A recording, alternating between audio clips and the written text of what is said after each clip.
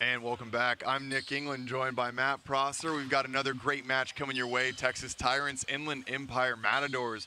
But before we get too much into the action, we got a little sideline coach interview. Noah, take it away. Thanks, Nick. I'm here with Matadors coach Natasha Mills-Nales. And Natasha, Texas Tyrants, not an easy team to beat. You guys looking for your second win. What are you expecting to see from your squad? So one of the things that is actually benefiting us is that Muller's not here. So it gives us a little bit of a breathe because I do know him for a lot of years. So it was kind of like a target that we have to avoid. Now I really expect the guys we have to go to the pins and stop the pins first. After we do that, I think it's going to be a little bit more comfortable for us. So what's your game plan to attack that defense and serve receive without Malero? Yeah, so just trying to attack a little bit more of Gian so he can take a more responsibility as a passing and not leave him free to just attack like usually they do. So I know he's a good passer though, but I'm going to make him work a little bit more. And offensively, you said you want to get to the pins. What else does your team need to do to really control things at the net? Number 17, the opposite. I don't really remember his name right now, but he's a really good hitter. Most of the times he goes over, so it's kind of like you got to read him really good and wait a little bit more so you can actually get that block or even a touch. Gotcha. Well, best of luck, Coach. Appreciate it. Well, they certainly, I think, a good acknowledgement there. Jose Malero was definitely missed yesterday. We see James Anderson, the backup setter today. Looks like he's going to be getting that nod instead of Pearson. So. Yeah. Interesting to see that one unfold. Well, Coach Natasha made a good point. They really have to key on the offensive weapons that the Tyrants have, which is quite a few, obviously. Grasso and Langlois, we've been saying it all season long, and Mountie and Lovett. The block and defense of the Matadors is really going to be tested today for sure as this match moves along, Nick. But let's be honest, my prediction of this match was going to be a Tyrants victory.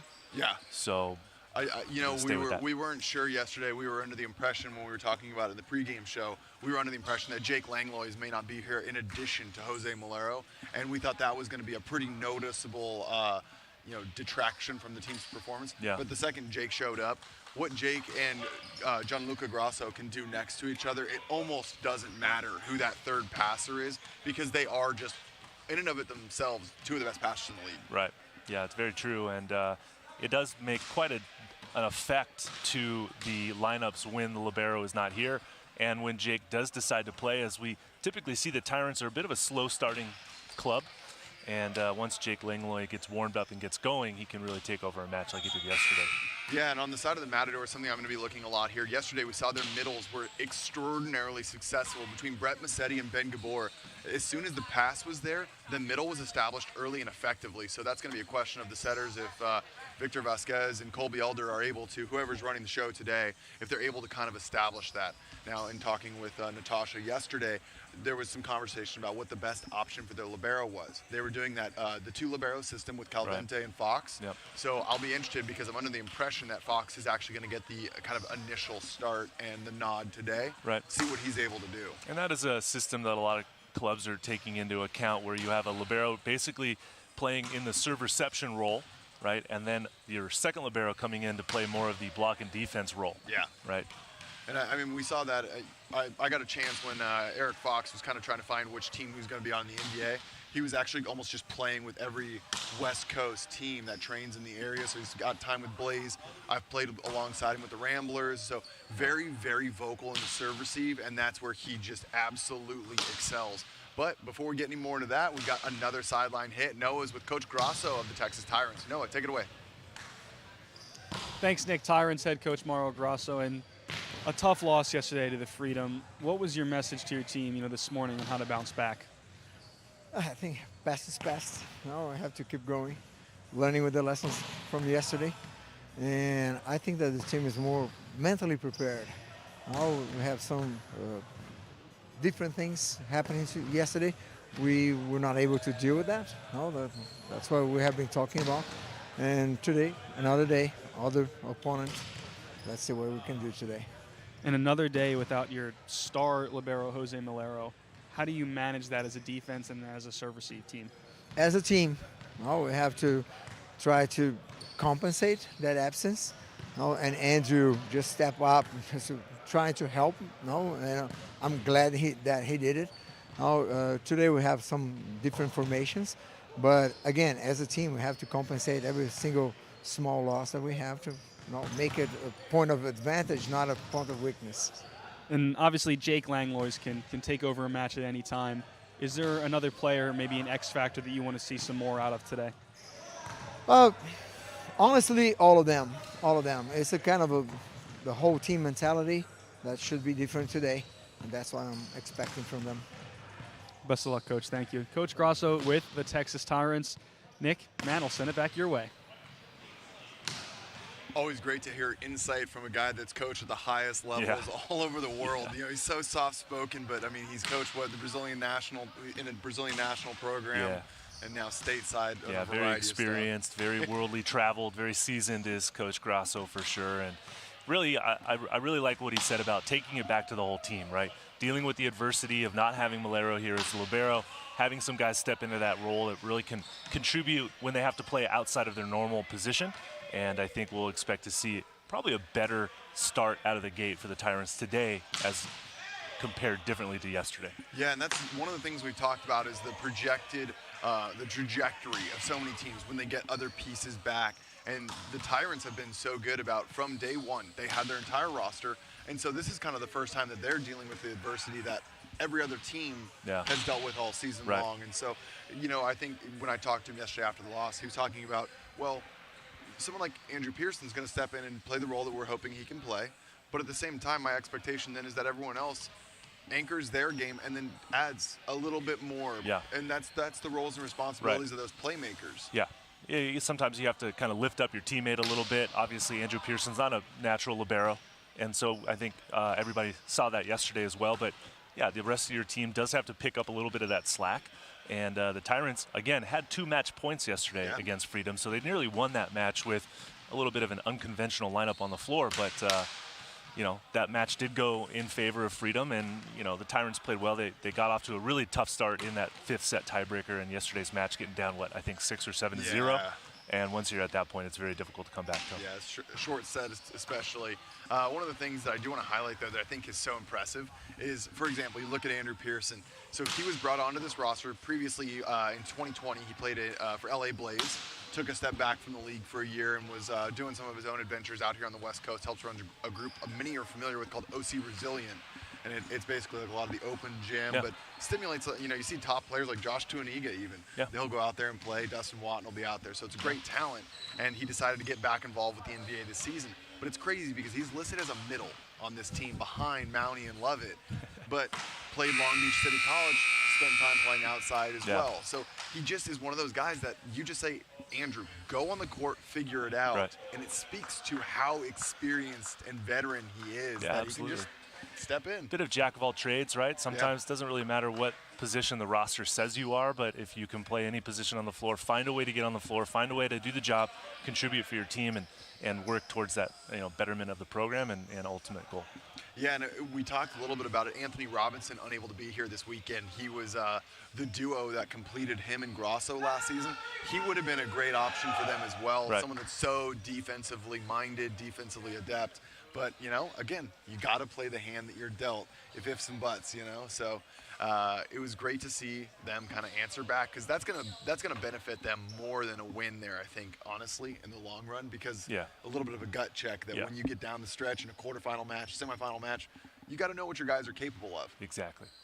Yeah, very good insight from both sides. And we're about ready to get started here in this match, Nick, as we get some good intros from the players as pre-match formalities get underway here. We're checking lineups here shortly. We'll see exactly what to expect. We know based on personnel on the side of the, you know, both these rosters, honestly, with who they've got this weekend, there's not a ton of options. But the big questions here is who's going to get the right side start on the side of the Tyrants. And there's a variety of pin options for the side of the Matadors. So stay tuned and we'll get into that here in just a moment.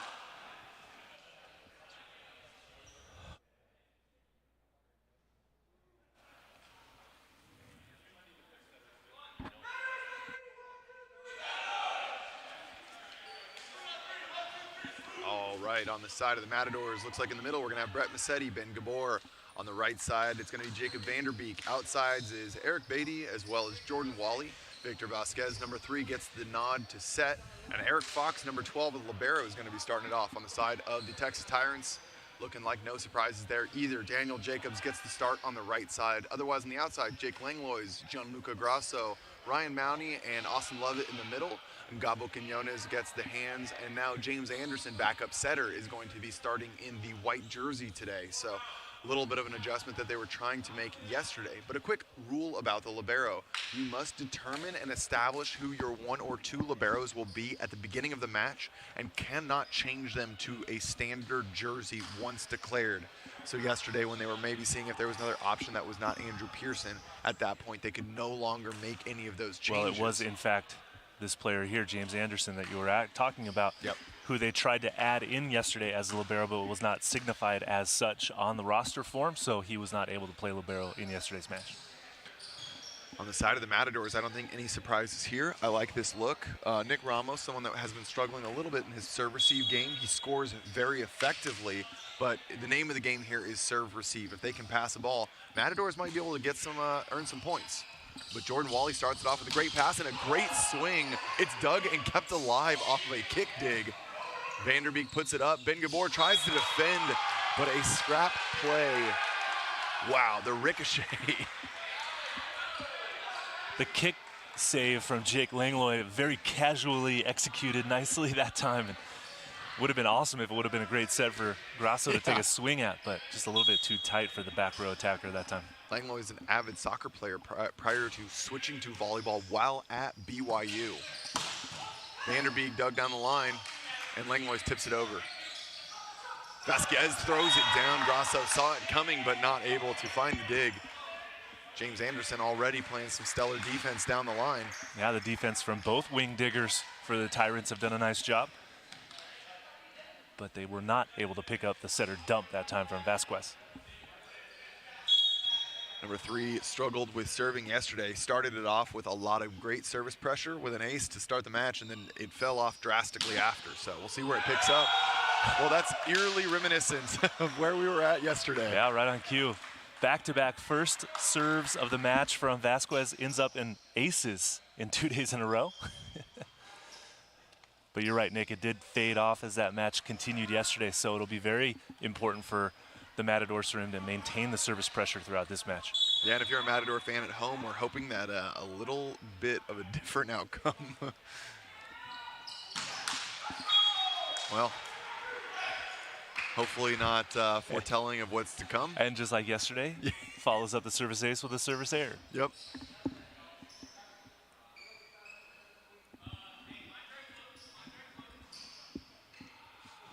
One thing that I think will behoove the Matadors is the Tyrants not always known as being the most aggressive serving team.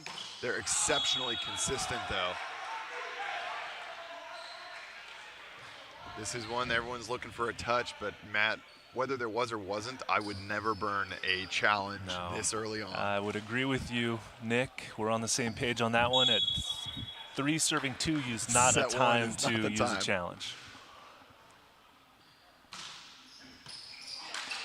Jordan Wally is the only option after that pass, but he gets the wipe, and that's what the important skill set of an outside hitter is. Sometimes you're going to be targeted for a lot of serve receive, and you're not always going to get the pass you want, but you're going to get the opportunity to kind of redeem yourself, and Jordan Wally does so beautifully right there.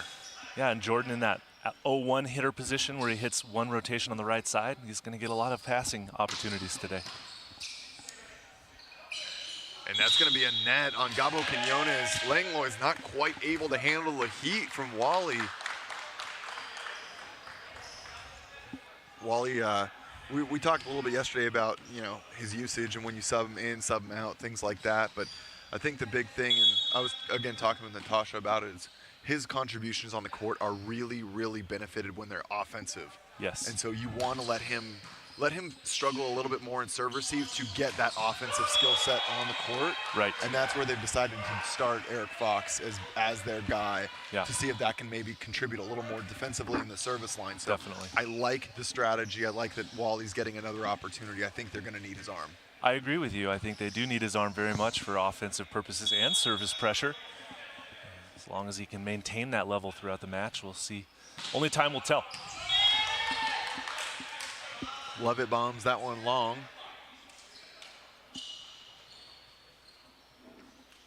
Matadors up 5-4. The service woes of Austin Lovett continue. Carried over a little bit from yesterday as well, where he had several service errors. Catches the line, Ben Gabor, the Trinity Christian College Troll from the NAIA. Yep, that's their mascot. They're the Trolls. Out of the Chicagoland NAIA scene. New addition to the league. Joined by his Chicago brethren, Nick Ramos.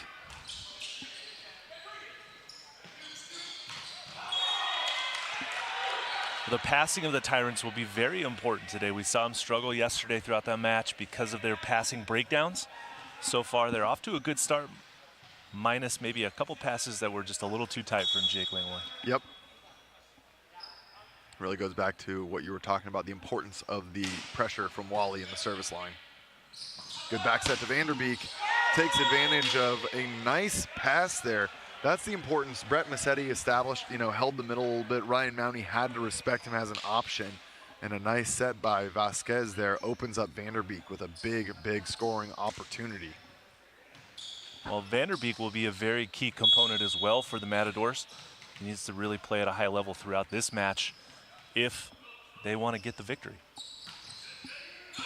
Aggressive float serve. That was on an absolute beeline. And right now the float serve pressure from the Matadors that's their third ace of the match. That is correct, Nick. And sitting here just 8-5. That's certainly not something I expect to continue, but an interesting thing to keep track of all the same. Great pass from Langlois. Ooh, Eric Fox not able to quite make the move he would hope there. Sometimes one of the disadvantages to the height of a libero being on the shorter end of it all.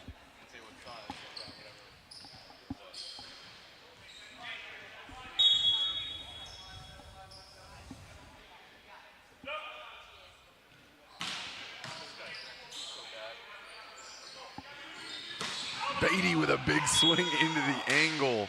Eric Beatty has got some heat in that arm and some very good angles. Guy's about 6'7", 6'8". He's a big really guy. Really get on the ball quickly and hit some surprisingly sharp angles sometimes, as we just saw. Yeah, out of Stanford University, a Huntington Beach native. A recent addition, definitely welcome to this team as well. Nice pass by Langlois. And there's the Langlois classic. When he gets that ball, he loves to either go hard angle or throw it down over the top. Now, when you're 6'10" and you can see literally over the block, that power tip that Jake utilizes so often is very effective. Brett Massetti steps in, takes first ball.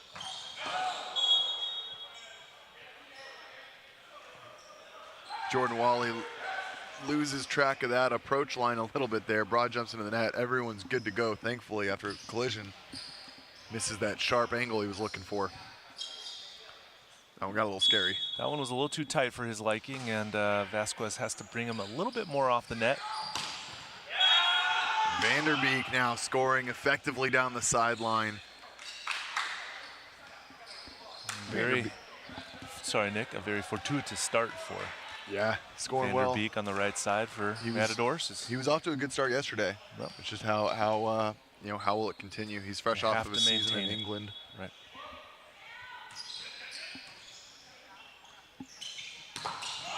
Ooh, good block touch by Gabor, but Langlois puts a little too much heat on that one. Ben Gabor making some nice moves. Tyrants are definitely on the advantage of the height side of this matchup. Jake Langlois hitting against Gabor could be a very telling tale here in set number one. Wally gets a chance to run it back, but Austin Lovett says, take it back, try it again when you're ready. Big stuff down for the double block of Lovett and Daniel Jacobs. Yeah, technically very sound, those two guys pairing up nicely for that double block. Getting shoulder to shoulder, and Austin Lovett getting his hands over the net quick and low. Vanderbeek is the option again, goes for a roll shot, draws the foul as Jake Langlois is in the net.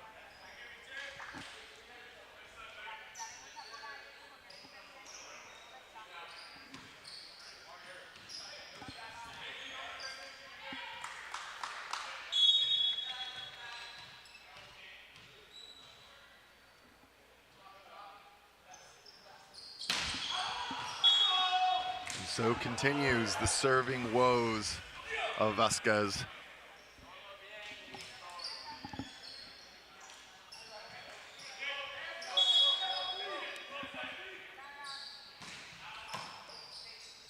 Good pass by Wally.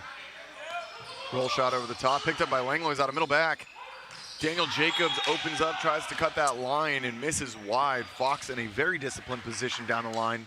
No need to reach wide outside of his body and chase that one. Yeah, and that's a missed opportunity for the Tyrants after a little bit of a misconnection there on the overhead set from Vasquez to Wally, and then a nice pickup from Langlois, but Jacobs not able to score the point there. Nice pass by Anderson. Daniel Jacobs swings. I'm not sure that one cleared the tape.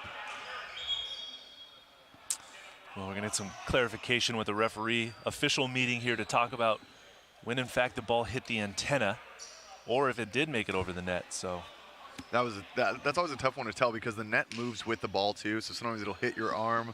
It's hard to tell as a blocker, too. You know, this is hard to know if you should tell your coach to challenge depending on how this one goes. It's really hard to tell what got you. No argument from Beatty as Justin Baker, our first official, points over to the Tyrants side, scoring them the point.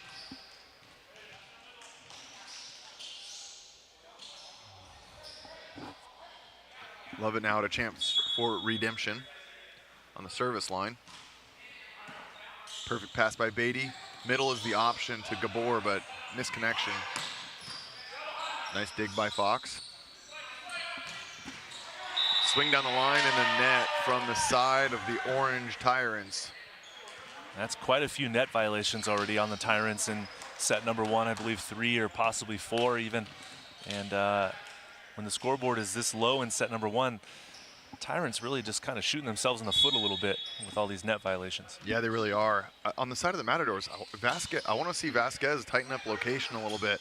Kind of missing, I think, a lot of relatively easy sets. You know, it's kind of missing some locations. Missed Ben Gabor on the last one by putting the set on top of his head. Yeah, they are a bit inconsistent at the moment in terms of location, classification along the net, also, and with the timing of all of them as well. Yeah. Perfect pass from Wally, and Vanderbeek is the option.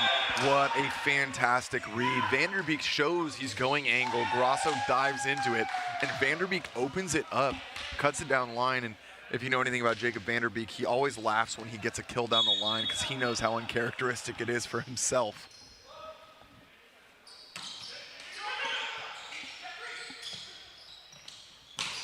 Daniel Jacobs dug down the line by Fox. This is going to be a free ball coming and another opportunity for the Tyrants. Grasso on an aggressive inside lob. Big swing. Yeah, that's something that the Tyrants do so well. Anytime they're about to receive a free ball in transition, Grasso and Quiñones have that way of communication that they go to that lob in transition, and it works very well. Big serve, big ace. Gianluca Grasso, a man on fire right now. Back-to-back points earned for number 9. Grasso struggled a little bit yesterday as well from the inline, not getting as many aces as we're used to seeing him score, but his service inline pressure off to a good start today. USC alumni, plays in both Puerto Rico as well as the USA professionally, and could certainly get more offers than that should he so choose. Wally on the back row attack and gets that kill. A little bit of conversation there initially. Matadors trying to get a lift call, but Ryan Mounty with a closed fist covering himself. That was a great no call in my opinion. If you guys follow Gianluca Grasso on his Instagram account, you would have seen his April Fool's Day reel of him getting picked up by, I believe it was the Russian club team Kazan, to go play in the Russian Super League there. Big ace down the line. Eric Beatty right there Great swing, 16-15, a 1-point lead takes us to the technical timeout, and we'll be right back. Don't go anywhere.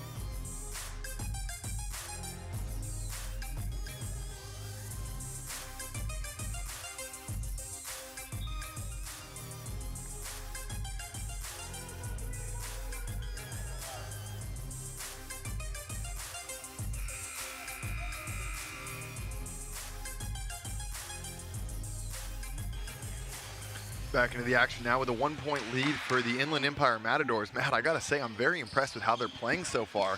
They're doing a nice job, and honestly, it's yesterday the really constant redeeming factor was their middles. Yes, and today we haven't even really seen them established at all yet. So if they're able to bring that into the game, there might be a good nice start little bit. for the Matadors for sure, Nick, like you said, and a battle on our hands. But yeah, they do have to run some offense through the middle right on cue, and even out of system in transition. Great cover there by Vanderbeek. The swing deep, too much heat for Beatty. Matador is still here to scrap, 16 apiece. Both these teams determined to not let any point end early.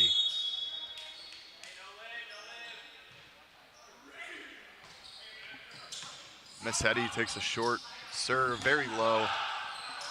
Tight ball, it might be dumped. Nope, Langlois just throws that one down. Once again, we talk about the size advantage there. Vasquez is no match. He's roughly a foot shorter in stature. I mean, there is such a mismatch there.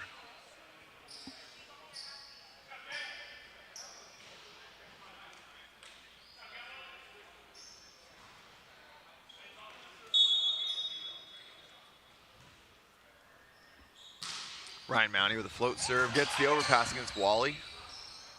Middle attack from Lovett, and he's able to score off a deflection there. Eric Beatty not able to find the dig. Well, that's a good sign for the Tyrants as well. To run a quick offense through the middle in transition is not always really the key time. No, it is a very good time to run a set through the middle, but they haven't been able to do that over the weekend very much, and that's a very good sign for them now. Yeah, I totally agree. And, you know, Austin Lovett's very physical. One of the guys that you can absolutely rely on to do that.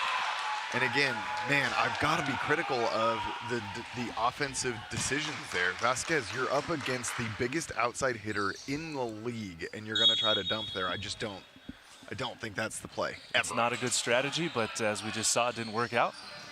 Pass needs to come off the net a little bit more for the Matadors. Back row attack, there it is. Tyrants are looking like a well-oiled machine right now. 16-16 was not acceptable for them, and they've now just run 5 straight points. And that will bring a timeout from the Matadors, definitely a warranted one. Not 3 minutes ago we were saying, wow, this is looking solid, and now all of a sudden it's been flipped on its head. But we'll be right back, getting back into the action.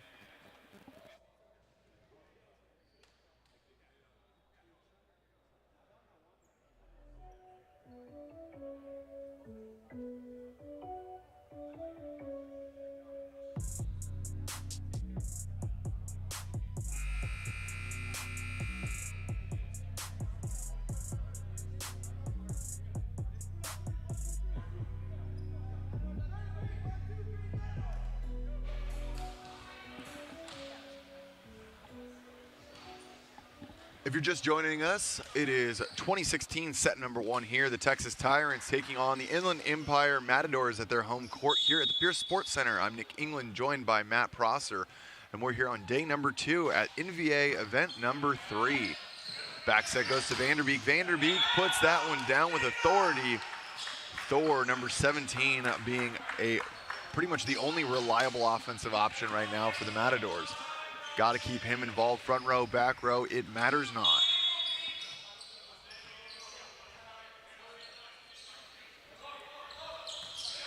Brett Massetti with a good float. Out of system is fixed and covered. Now it's going to be a tough free ball. Langlois tries to slap that one back in. Anderson on the ground near him means no control.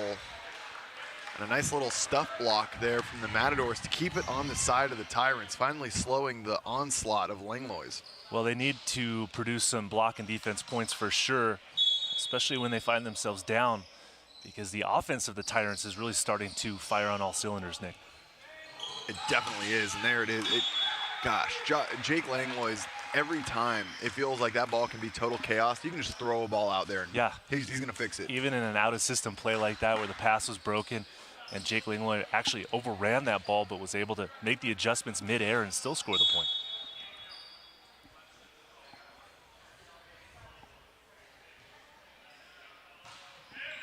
Short float taken by Beatty, perfect pass. Wally jams this one down, great recognition. Saw just Daniel Jacobs in front of him.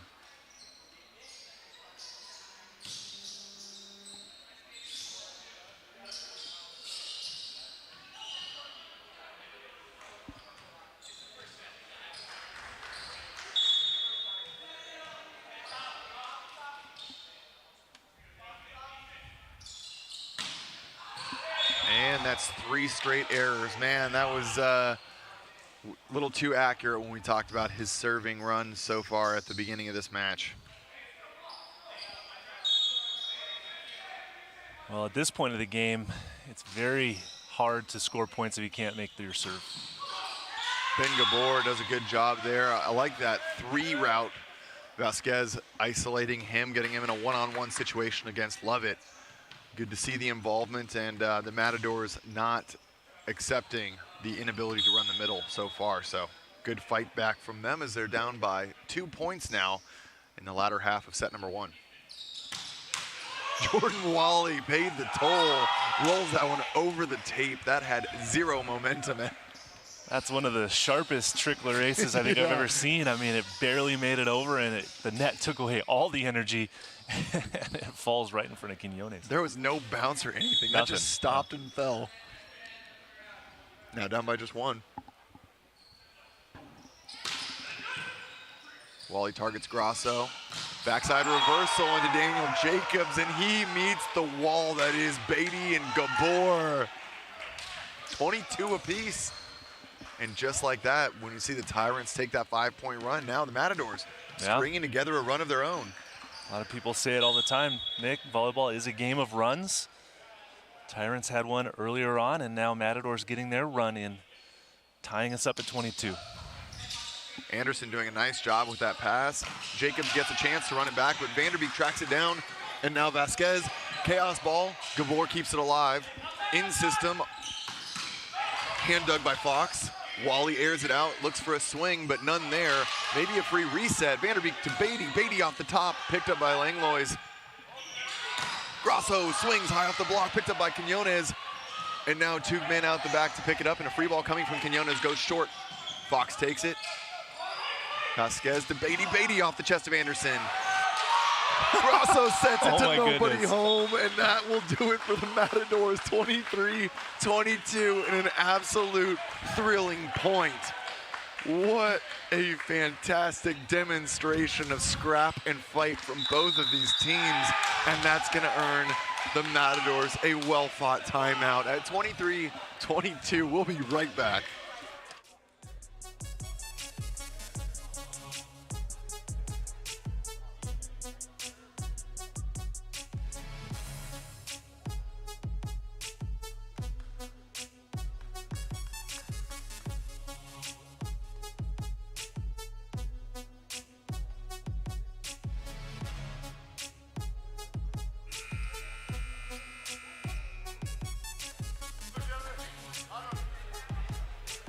Matt, I'm still pretty jazzed on that one. That was electric. That was great to see every guy out there just laying out some stellar defensive moves from the side of the Matadors.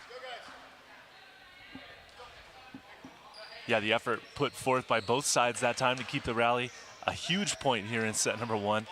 Matadors get that 1-point advantage after the timeout. What can they do with it, though? Very tense moment here. If you're Jordan Wall, you have to put this serve in play.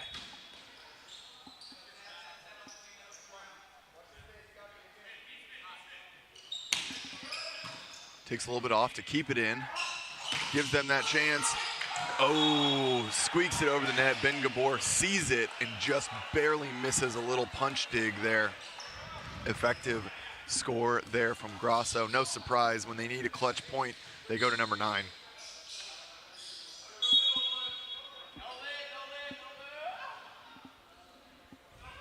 Lovett goes for the float. Vanderbeek's the option, roll shot over the top. Fantastic recognition. Ryan Mounty was all over that, closed beautifully to Gianluca, and he knew the roll shot was the option there. Great recognition from Vanderbeek. Yeah, recognition and vision for Vanderbeek to see the open space on the floor and be able to hit it.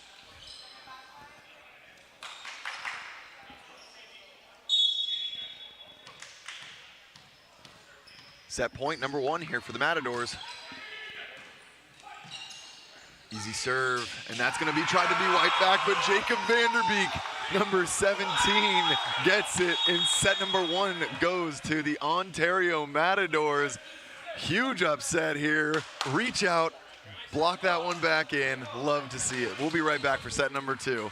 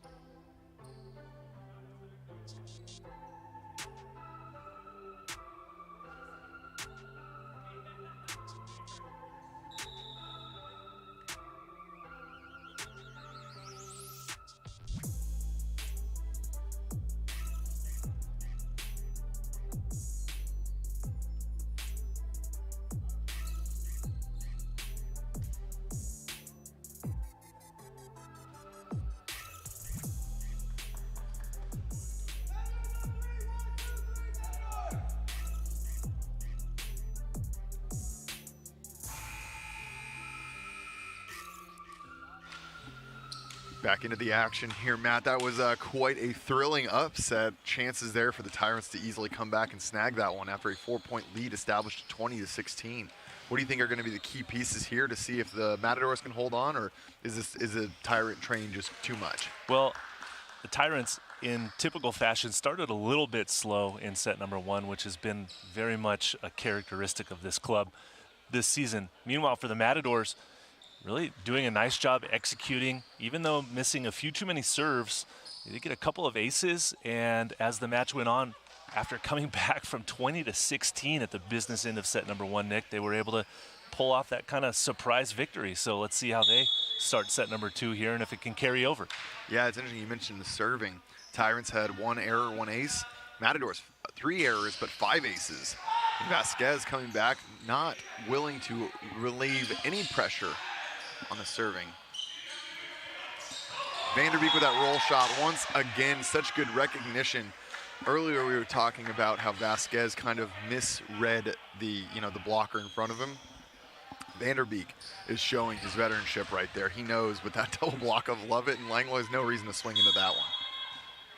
No, you're absolutely right. I think the wing blocker of the Tyrants might need to move in a little bit and give Vanderbeek a little more line to hit, challenge him to change up his hitting angle. Great pass. Now Langlois battling. Beatty with one-handed punch, not quite able to. Great pass by Grasso there to start that entire run off.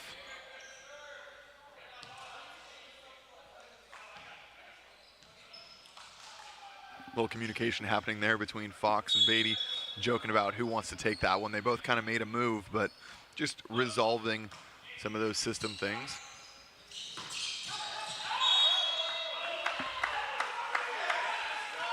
Love it there once again to get the block. Yep. Doing a nice job reading the Matador offense and being very disciplined with his hands to get over the net. Matt, I'm curious, that set to me looked a little low. Did you have a good vantage on it? I had a great vantage on it, Nick, and it was absolutely too low for Gabor. Yeah, got to get him up a little bit higher, give him those chances. But Vanderbeek is just unrelenting right now, and I think he's going to be the name you need to keep hearing us say if there's the hope that Matadors are able to take off set number 2 as well. Well, yeah, Vanderbeek has to continue the level, but look towards Eric Beatty to get a little bit more involved offensively as well to really help the cause. Grosso with another great pass, backside to Langlois. Dug by Vasquez. Fox comes across, barely keeps it alive, and Vanderbeek's going to send this one. Hand pass from Anderson, one-handed set. Nice dig. And Vanderbeek now down the line. Anderson unable to corral it back in. Massive swing from number 17. Well, that's been the tale of the tape so far today, that the Tyrants getting opportunities to score, but can't take care of the free ball pass and then can't connect on the offense in transition, and the Matadors kind of outworking the Tyrants a little bit. That's already kill number 8 for Jacob Vanderbeek. Performing at a very high level right now. Outside to Jacobs. Jacobs able to use the block this time.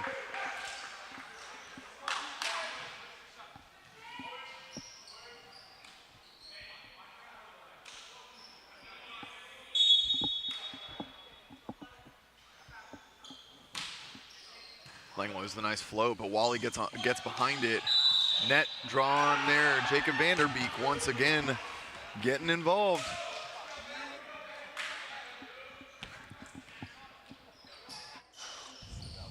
No.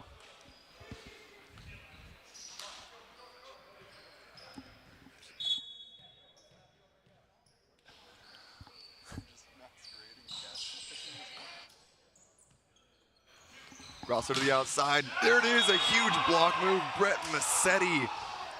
Now that ball has to get covered by someone on the Tyrants side. They're all looking around at each other like, who's going to make a move for that? That ball landed 26 feet back in the court. Gotta help your teammates out and cover your hitter. I love how precise you were with the 26 feet, but I don't think you could be any more correct. I think you were, dead on within an inch. Beatty now gets it. Oh, just barely misses the head of Daniel Jacobs. That almost hit him. You want to talk about precise. Daniel Jacobs doing a nice job with his body positioning precisely out of the way as that ball went off of Beatty's block and out of bounds. Just missing Jacobs' head that time. Beatty's the option. Hard angle dug by Grosso. Nice set by Lovett. Grosso gets a chance, and he scores effectively. That's what the Tyrants need to do, is in transition, take care of the ball, put up a nice hittable set so that the hitters can get their feet to it and attack the ball at a high point and drive it through the Matador block.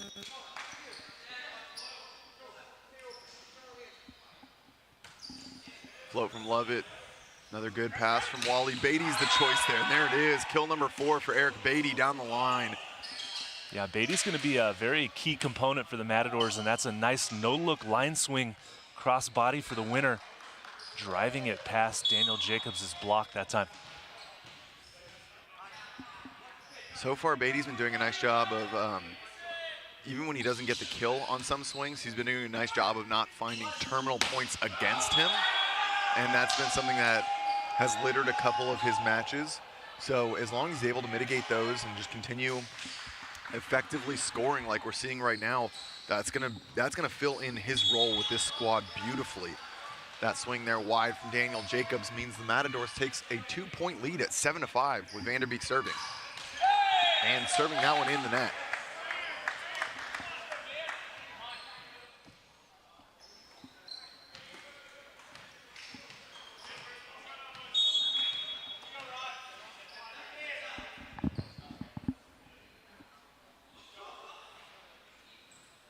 Jacobs with a big toss.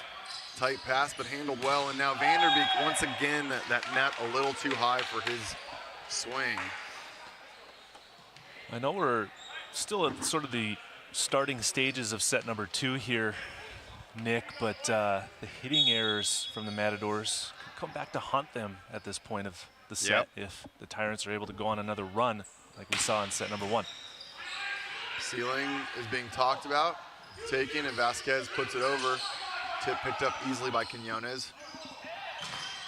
Grasso swings, and once again, the block of Brett Massetti, too much to handle. Massetti's been having a brilliant weekend thus far, really contributing nicely in the middle. And that's another ball, that time bouncing about 21 feet deep in the court. Yeah. Has to get covered by the Tyrants. Nobody moving for that. Expecting somebody else to make that play. Grasso does a good job of not, it's very infrequent that he is blocked straight down in kind of an uncoverable ball. So right. If someone's in there, they're at least they should be able to make a move. But right now, no one's even in the vicinity to try. So they got to kind of make those adjustments. And I'm surprised with the Grasso, duo coaching that change will be made at some point. Ooh, brilliant play. Brett Massetti sees an open zone 4 after getting double commit blocked. Tosses that one in there, and James Anderson makes the move. Yeah, nicely placed that time by Massetti. Showing the finesse and the placement over to zone 4, like you said. Third serve in the row in the net. Matt, we always talk about the importance of, obviously not missing serves, but if you're going to miss long. Yeah, just a little too much finesse on that serve to follow up that nice open hand tip that he had the point before.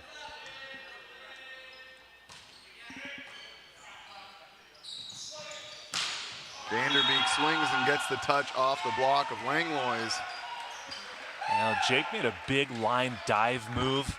Really exposed his right forearm to Vanderbeek's attack that time as he gets the touch and the point.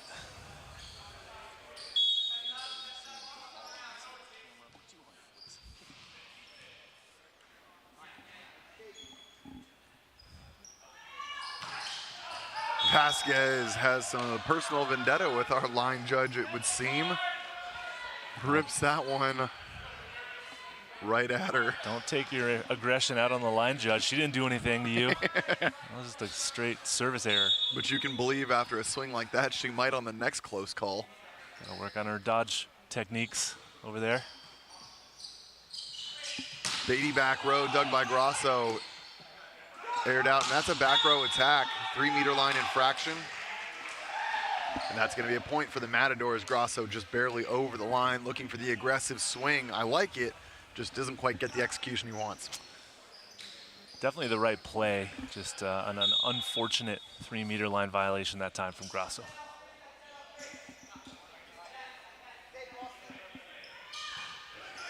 Wally does a good job keeping this one alive. Now Langlois up on the backside. Wally digs it off his bicep, and it's going to be a free ball option. Middle, bounce house, Austin Lovett. Too much heat to handle.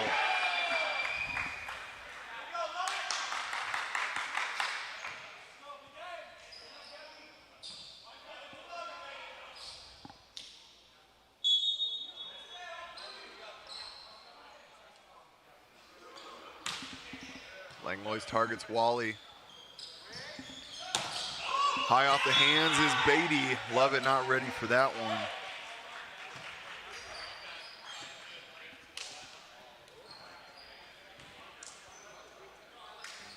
Well, so far it's very apparent that the Texas Tyrants have selected Jordan Wally as their guy, and we've been talking about, you know, Wally needs to contribute offensively, and if he is struggling a little bit passing, you kind of forgive it a little bit because of his offensive output.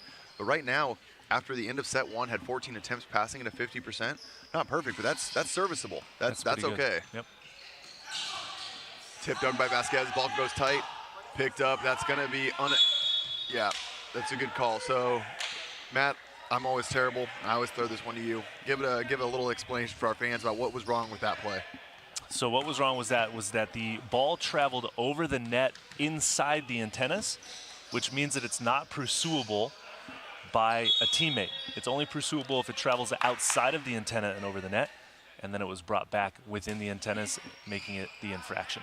Perfect explanation. Thank you very much. Now we're back in system with a great pass from Langlois.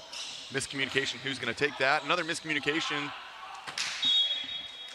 Both teams want to take a quick powwow, have a chat. Can we call that a mutual miscommunication? I would say that would be an accurate explanation of both teams taking a little bit of a nap in the middle of a point.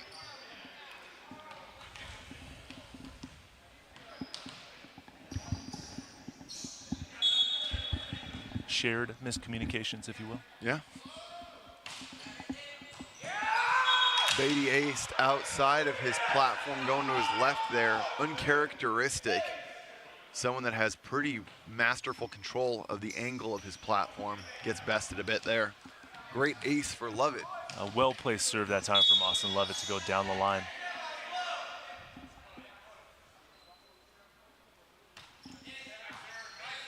There's a great pass from Beatty that he wanted. Now one-on-one gets to score the point against the solo block of Jacobs. The value of a good pass really personified right there. Now, the Tyrants block and defense really has to prioritize the Matador hitters in this match, especially now. They haven't gone a lot of quick attack. Mounty and Lovett have to stay neutral and try to get out to the pin. Vanderbeek with a big dig. Beatty tries to pull it back. A little too much spin going into the net. Tough read. Too much heat from Gianluca Grasso. No surprise there. The man's got an absolute cannon.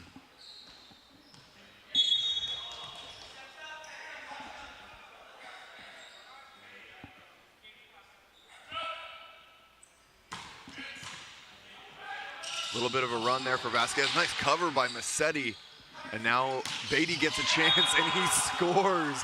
A brilliant save there by Brett Massetti, laying out as a middle blocker, getting down low and dirty. Nicely done. Massetti really deserves that point, even though he won't get one credited to him. But the Matadors scoring that point because of Massetti's effort to save that ball. Down by one, they're continuing to battle. If you're a Matadors fan, you love to see your guys in yellow really taking it to the Tyrants right now. And there's an ace for Beatty. We talked about the importance of number 20 continuing to impact this match as it continued, and I think he's answered that call quite brilliantly so far.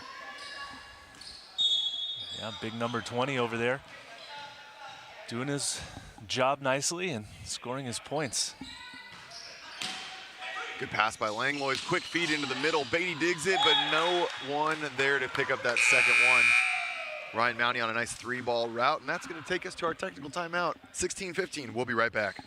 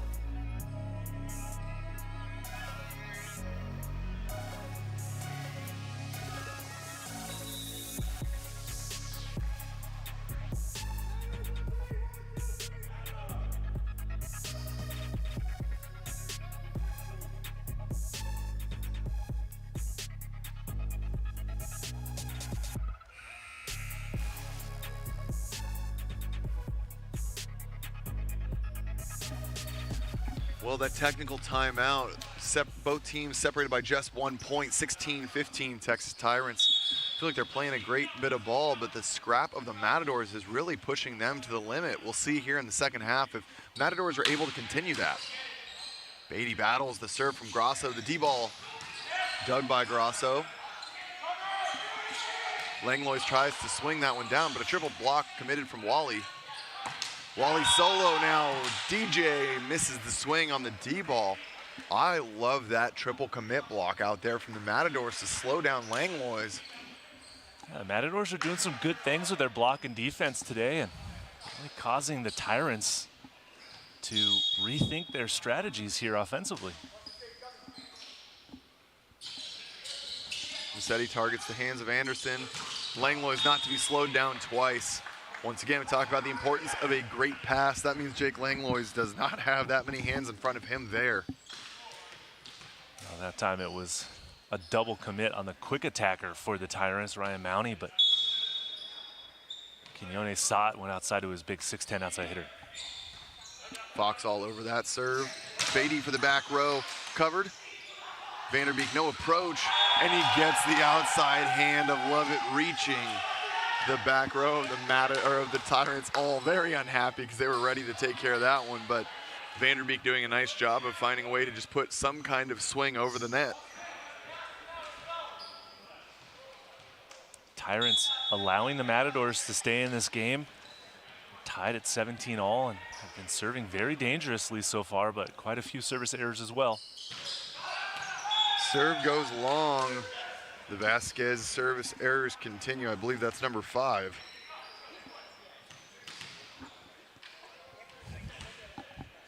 He was the only service errors during the first set. Since then, more members have contributed, but serve short to Gabor. Vanderbeek is the option. Roll shot is covered.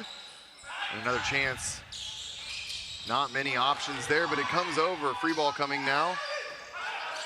No setter means Lovett takes second ball. Into the triple block. Daniel Jacobs scores that one very effectively. Matadors a bit out of sorts. 19-17, 2-point lead for the team in orange.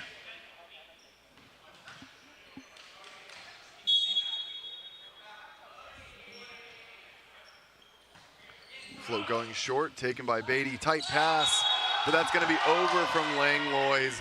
Nicely done by Vasquez. This is absolutely the correct call. Well done there. Disciplined move from the setter, number 3.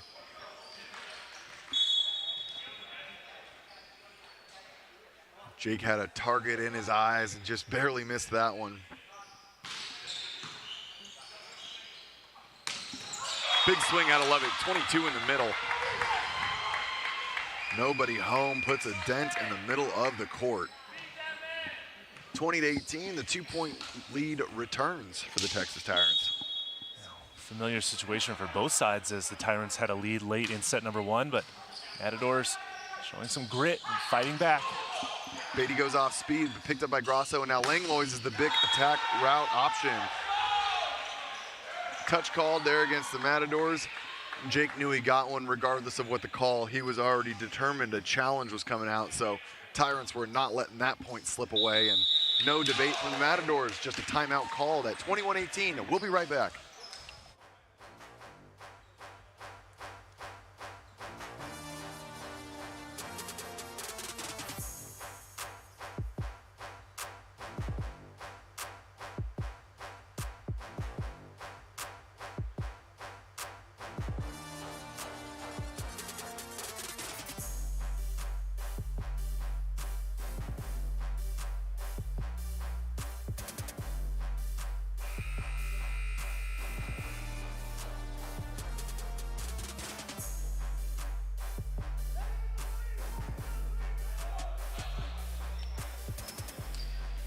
After a well-timed timeout, I think that the Matadors really had to take. They'll see if they can rally back here, but Tyrants starting to feel like they might be in a little bit too much control to lose track of this one, but you know, we felt that way, I think, at the end of set number 1, and Matadors able to squeak out a win there, so The short serve from Langlois gets a hold of Wally, but Vanderbeek scoring off of a brilliant one-handed set from Vasquez, absolutely fixing that ball.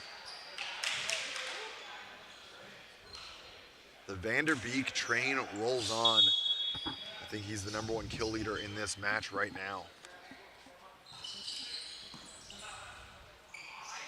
Set inside. Grasso able to use the block of Massetti, send that one careening off the block outside the court.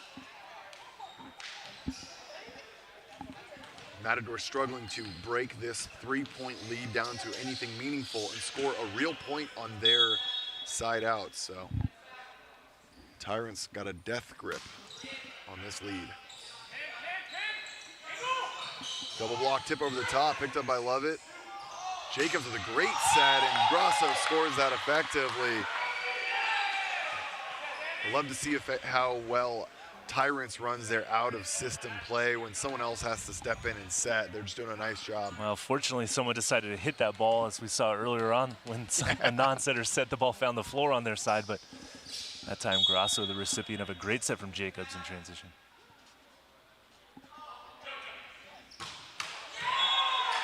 Lovett misses that serve, but he has room on the scoreboard to do so. Last serving run, he was able to score an ace, so you want guys like that to be able to go back and continue serving aggressively.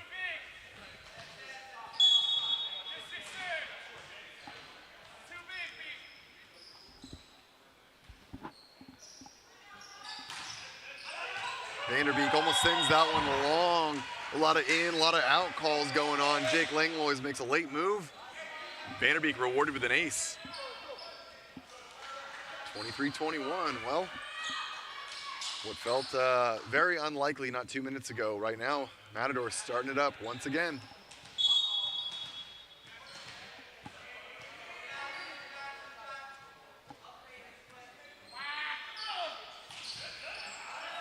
And that's the same, almost the same serve as last time, but this one just going out.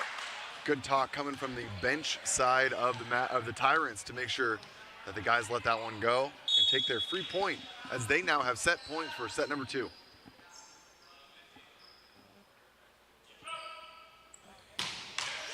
Jacobs with a big toss, sends that one into the tape. 22-24, Eric Beatty.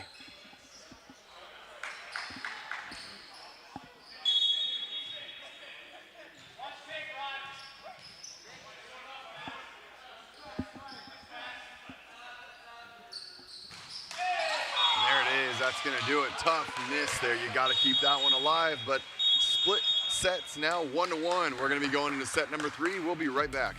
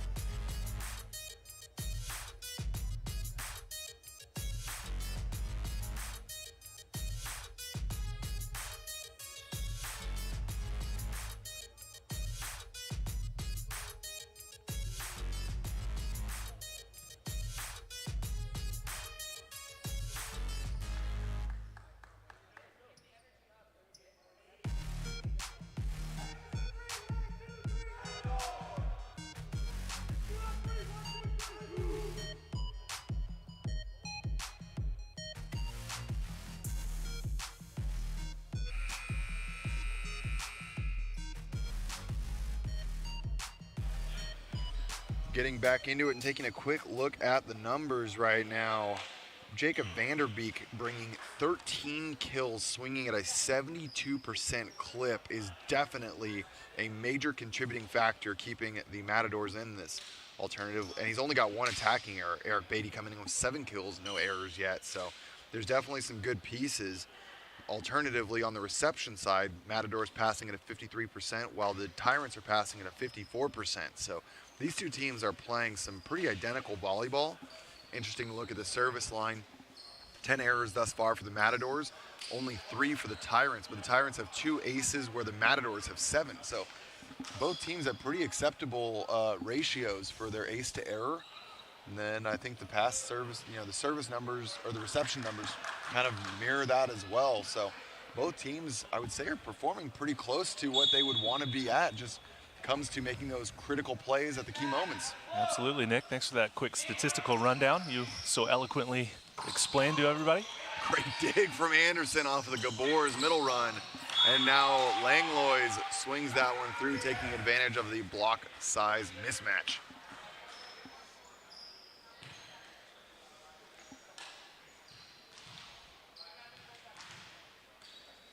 That's a great sign if you're a fan of the Tyrants. A nice dig from the non-traditional libero and a point-scoring opportunity right at the start. However, Quinones there misses that jump float serve easily to Wally's line side. Does a nice job, just kind of trots over, sticks his foot there, and lets that one go.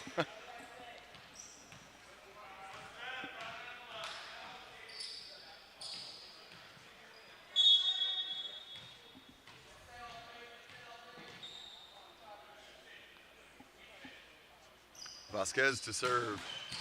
Catches the tape, but no problem for Langlois. Daniel Jacobs putting a ton behind that one. Bests the block of Gabor and Vanderbeek there. Well, I do like the brand all of a sudden that the Tyrants are playing here to start set number 3, trying to set the bar at a new higher level and see if the Matadors can match it here, as we're essentially now a 2 out of 3 match. Vanderbeek tries to rip the line there, and that one's going to catch the antenna. A little discussion on the side of the Matadors if that was actually into the antenna or just moved because it hit the tape, but no further discussion had. Nice pass by Wally, gets the one-on-one. A confident call for that set, takes advantage of Grasso in the one-on-one there. I like Vasquez identification there. That's the big thing here. The Matadors have to keep moving the ball to where the smaller blockers are on the Tyrants. And I think that's usually going to be attacking towards Grasso and Gabo Quinones. Nice pass from Anderson. And there it is, Grasso attacking the hands of Gabor once again. He's been a little late getting out to that pin, and I think that seam right now is really killing the Matadors. Maybe have the outside blockers step in a foot or two to let him close and take some chances to let the Tyrants score down the line, because they've not done so yet much this match. Yeah, great observation, Nick, and you couldn't be more correct than that.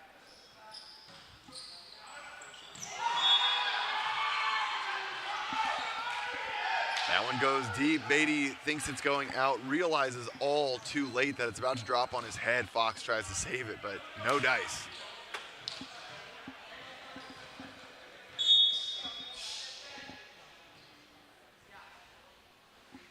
Those kind of mistakes can't happen if you want to hang with the Tyrants here. Great pass by Fox. And there's a big block for Grasso right after I talked about attacking him as a smaller blocker. He shows exactly why that may not be the best idea. That was a huge block right there from Grasso. Leans into the angle brilliantly and just shuts that angle swing down. Good pass from Beatty. There it is, Ben Gabor in the middle, finally getting his name said with the terminal point. He's been struggling to find that connection thus far, but good run from Vasquez.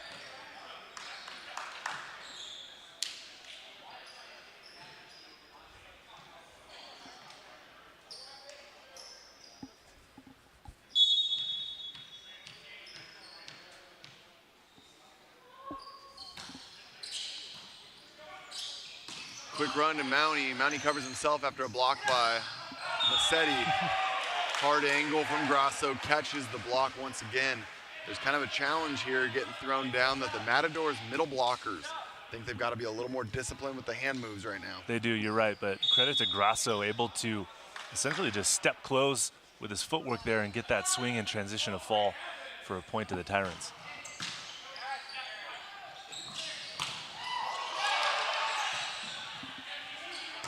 Grasso tries to find a swing off balance.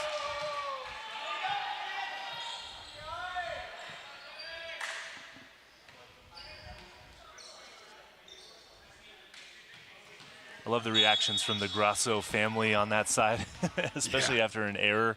Even after a big block, Coach Grasso doesn't really show much emotion, but doesn't like to see his son make some errors like that one.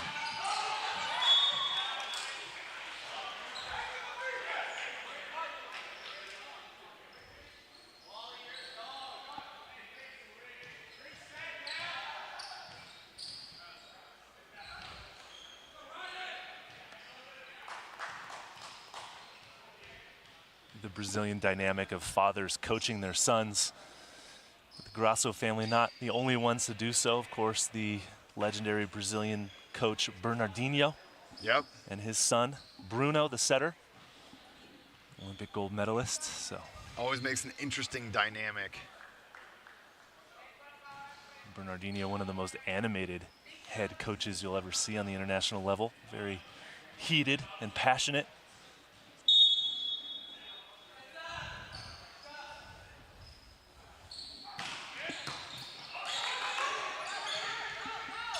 Quick step to middle, Mounty scoring effectively. Right now, the tempo and the offense that Gabo Quinones is running feels way too fast for the side of the Matadors. A little out of sorts, 5-point lead. I think this is much more characteristic of what we expected to see. I agree with you, Nick. This is what we expected to see. It's been a little bit of a feel out back and forth in games 1 and 2. Big swing, that one just careens off the shoulder of Wally there, no chance. Basically got hit by that serve. Yeah, that serve definitely going out of bounds as Wally. Can't tell if he was trying to get out of the way or possibly pass it. But either way, it didn't work out very well for the Matadors, and Grasso gets an ace. And that's gonna be bringing us to a timeout. Now over on the sideline, we got a nice little hit from our sideline reporter. Oh, working out a little bit. All right, we're gonna throw it over to Noah right now. Noah, take it away. Yeah, guys, I'm here with Austin Lovett's parents, Bryce and Erica, and you guys are here every game as part of this big Texas Tyrant fan club. Why do you love coming here to the NVA to support, your son and his team? It's great competition. The kids really all play very well, and it's also fun to come watch the son. How proud of you are your son and of this Tyrant club? Oh, incredibly proud. He had his mind set on this, and good for him. And the whole group. They're a nice bunch of guys. Every parent loves to play coach on the sidelines. What would you guys do to take over this game and to win it? I think Coach Murrow's doing an excellent job. I would agree with that. And what's special about this Tyrant fan base? You guys are always here loud and proud. They're a super nice bunch of people. I mean, their parents from five different boys have parents here. These girls come all the way from Dallas just to cheer on their friends, and they're super, super great people.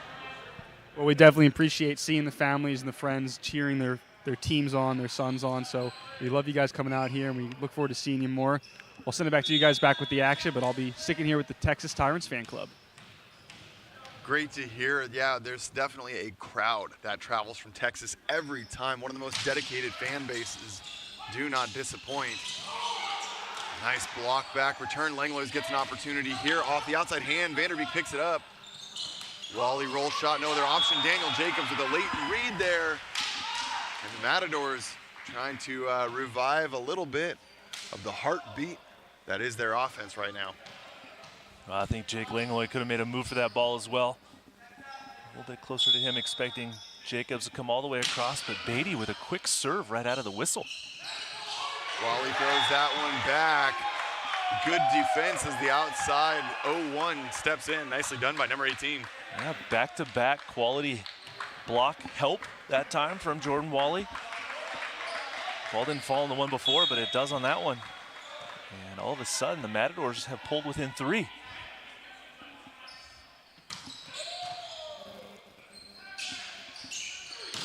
Langlois with a big swing, and right now that angle feels like it is open for business for the Tyrants. They're scoring very effectively, just going straight cross court right now, and the Matadors block needs to bring that block inside and challenge them to hit the line, in my personal and professional opinion. Wally swings high, Mountie plays some defense.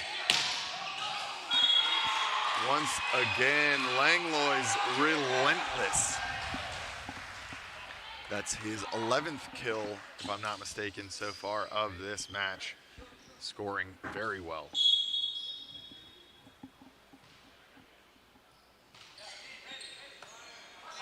Tight pass, jammed back over, and a nice reset. Matadors are going to get another chance here.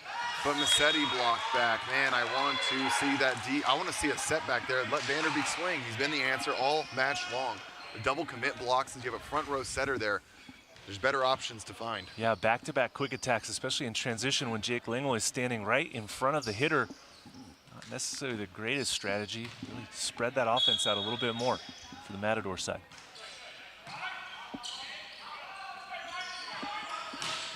Wally goes for the high hands. Unable to do so, but they're going to challenge that one.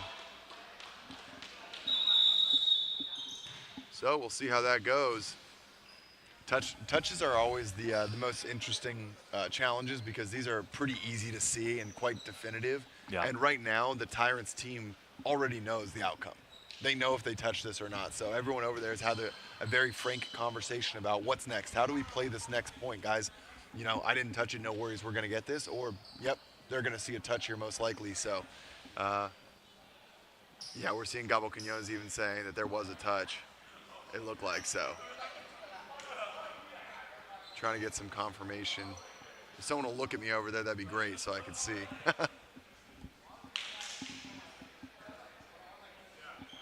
Getting confirmation, Tyrants have confirmed that they touched that and it wasn't particularly well hidden, so I think we'll get the confirmation from the up top.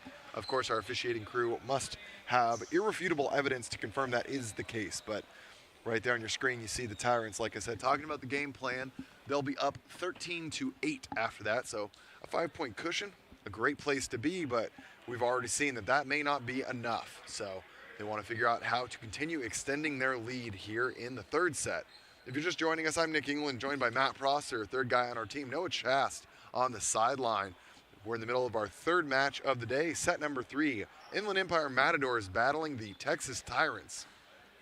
Texas Tyrants sitting at 4-1 currently, having a fantastic season, only dropping their first match yesterday to the New Jersey Freedom. Inland Empire Matadors currently sitting in at 1-4.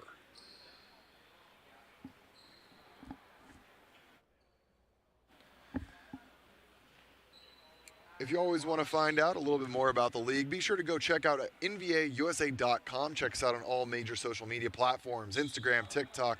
We've had live streams of the baseline view going on TikTok all tournament long, so that's always a fun way if you want to just check it out while you're on the go. Also, obviously, you're checking us out on YouTube, but there's also ways to go to check us out on the App Store, NVA USA, on both the Apple and Android. So plenty of ways to get involved, and if you want to support your favorite teams with some gear, go to NVAUSA.shop. We've got the NVA team store with tons of awesome gear, as well as being sold here in person at the Pierce Sports Center in San Bernardino, California. Challenge overturns the call. That means the Matadors get to serve, but that run is quickly ended by Austin Lovett in the middle. Getting the job done is number 22. Well, the quick attack for the Tyrants is such a key component of their offense. Mountie and Lovett, two very explosive middle attackers, as we see Tim Johnson get inserted into the game here for some time at the opposite position. Great pass by Wally. Vanderbeek on the D-ball. Chisels that one through Langlois. That right there is exactly why we were a little critical of that last middle selection. Vanderbeek scoring so effectively. Front row, back row, does not matter. Yeah, and Jake Langlois paying a little too much respect to Gabor in the middle, thinking that he was going to get another opportunity and not able to get his hands over fast enough on that blocking move. Vasquez, good serve this time. Quick fire into the middle, that one's low. Matador saying no touch, but a touch is called. Beatty able to get a one-handed dig there. Wally with a big approach, swinging into the triple, but it looked like a net, no net called. Kick dig from Grasso. Tim Johnson bumps it over. Now an option for Wally once again. Dug by Quinones. Has to be kept alive. Right side swing, Vanderbeek rolls, but picked up by Langlois. Tim Johnson off the bench is the answer. Swings hard to the angle. Yep, there's an immediate challenge on the net from Coach Mills Nales.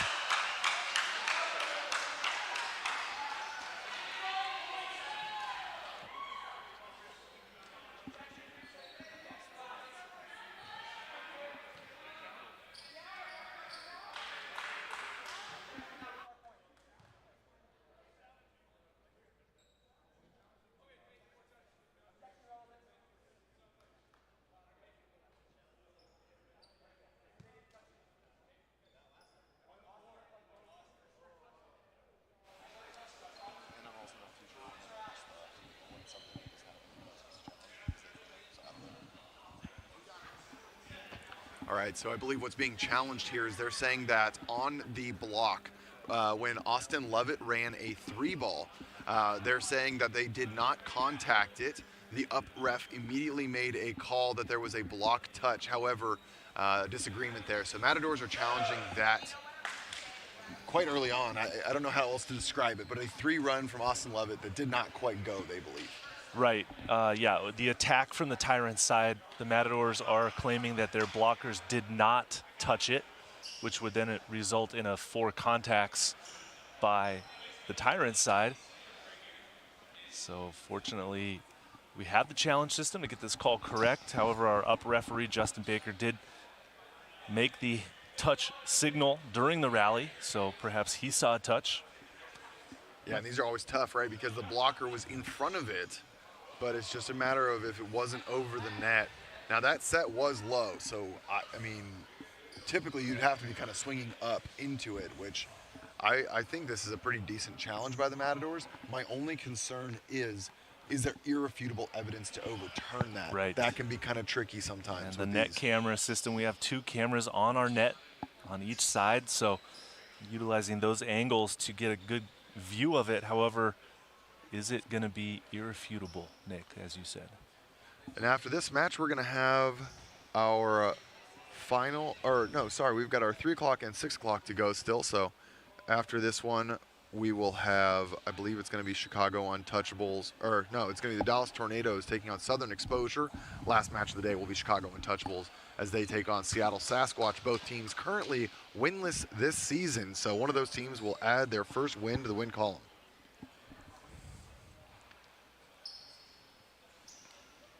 Final call seems like it's coming down. Or we're getting the feed coming in right there on your screen. You can see on the side of the Tyrants, we have a TV screen show that shows the players exactly what's being reviewed up top. There's a good shot of it. Slowed down, so this does not look like any touch based on what we're seeing there. It's a little grainy doing an image. Oh, well, I see that wrong, apparently. They're going to maintain that call.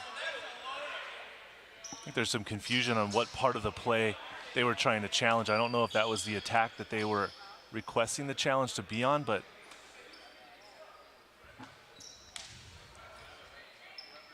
the call stands, and the point goes to the Tyrants, Nick. Yep. Interesting. Matadors were not talking about that portion of the play. I was under the impression that's what was being discussed as well, but you know, long rally, a lot of opportunities, and that's kind of the tough part about it. That's true.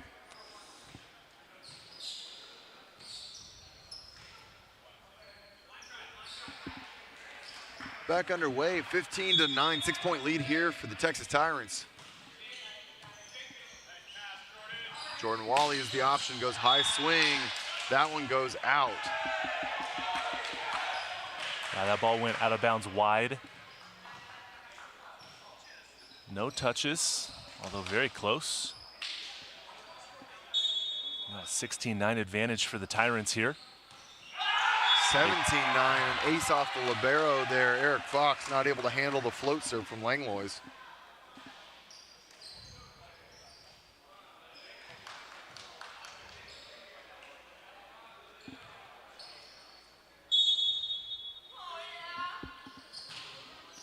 Langlois brings it to Fox once again, but a perfect pass.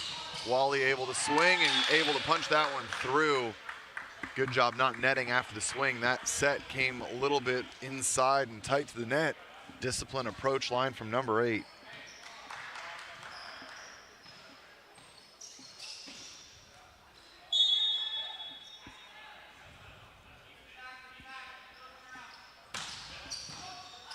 Anderson battles with the serve. Grasso's the option and a roll shot. Easy read by Fox. Beatty on the outside bangs that one through the tape. Grasso makes an active decision not to play that, thinking it's going to bounce out of bounds, but misses that read just a little bit. Hits the sideline. 17-11, still a 6-point cushion here for the Tyrants.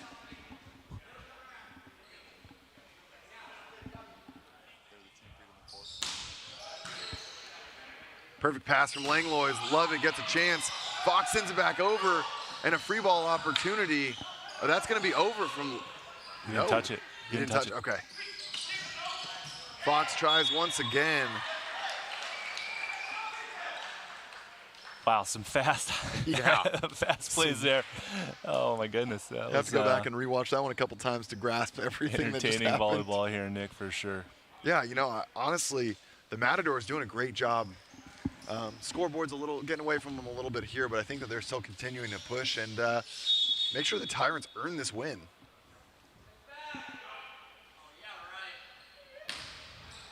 Easy roll shot of a serve there, taken by Beatty. And Beatty into the net. Once again, the set's just going too tight here from Vasquez.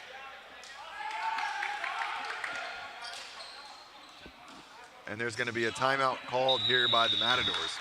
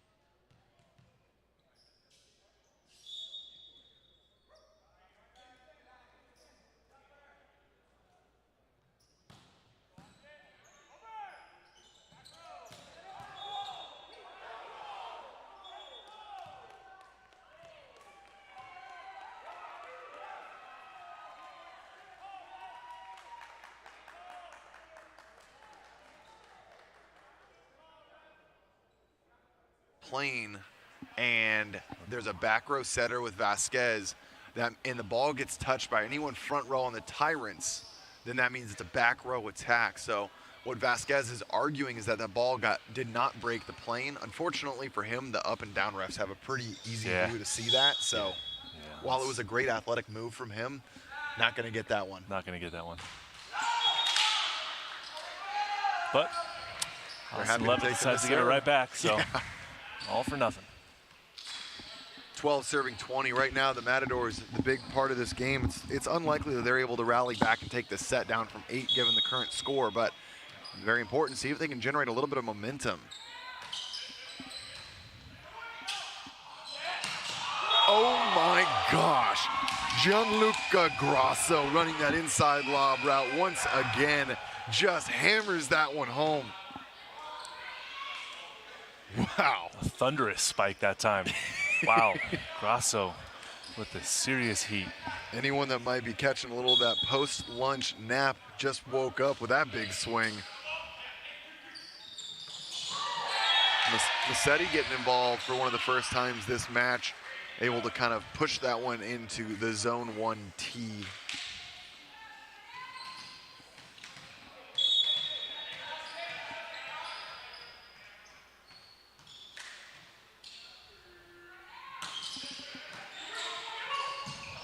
Mountie just jams that one down over the net using all of his height there.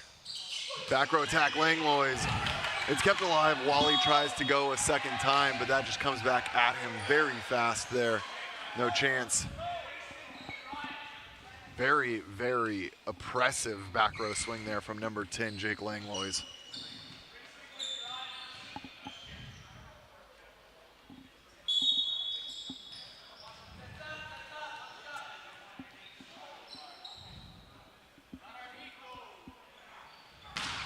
Grosso with some pace, perfect pass by Beatty.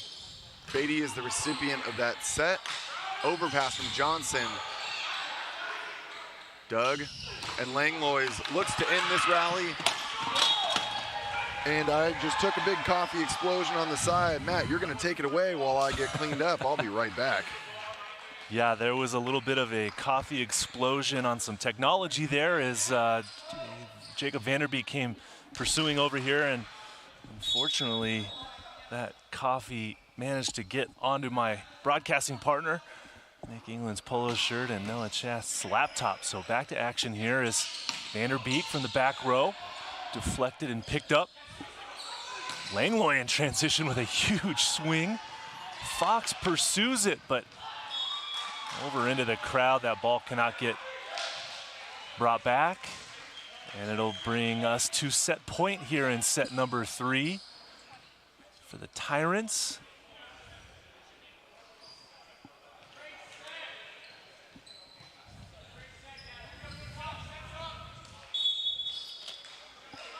Grosso serving, has been serving very well this game.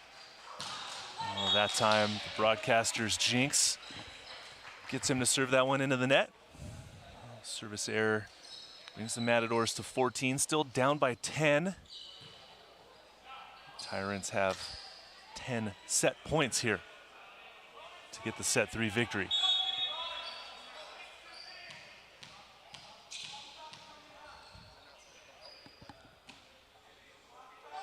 Beatty serving.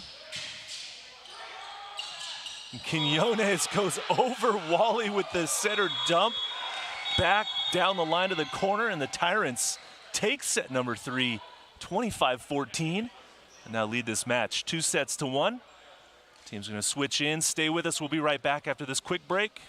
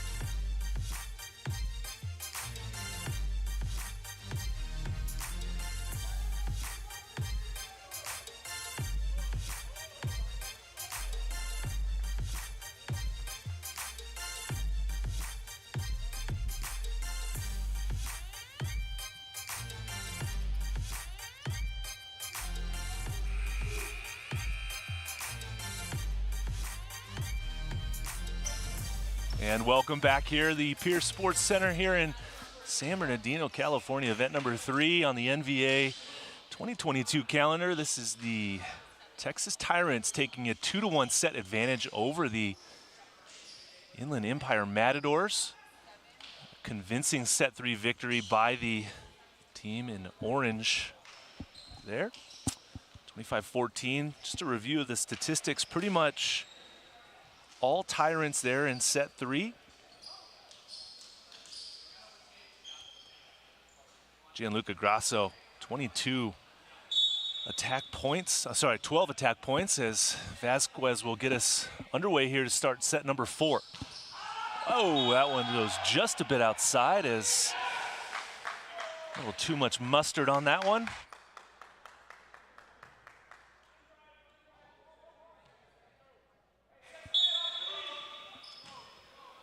As here comes my co-host, Nick England, in a new fresh polo shirt to get back to our 2-man broadcasting team, as that's attack from Vanderbeek goes high off the block.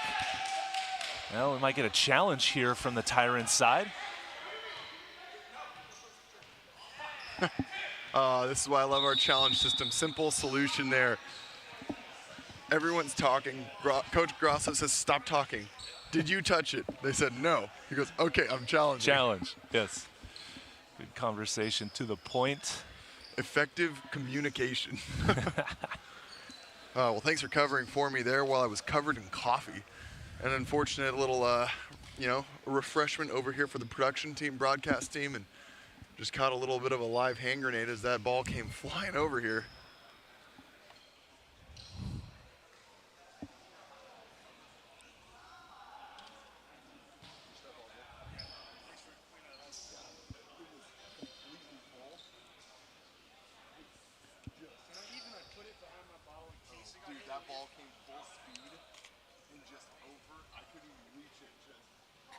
Now, as we wait for the video challenge team in our challenge booth to review it, the challenge is that there was no touch on the block. Our officials did call a touch. Tyrants challenging that there was, in fact, no touch on the attack. The ball ended up out of bounds, so if there was no touch on the Tyrant block, the call will get overturned, and the Tyrants will get the point.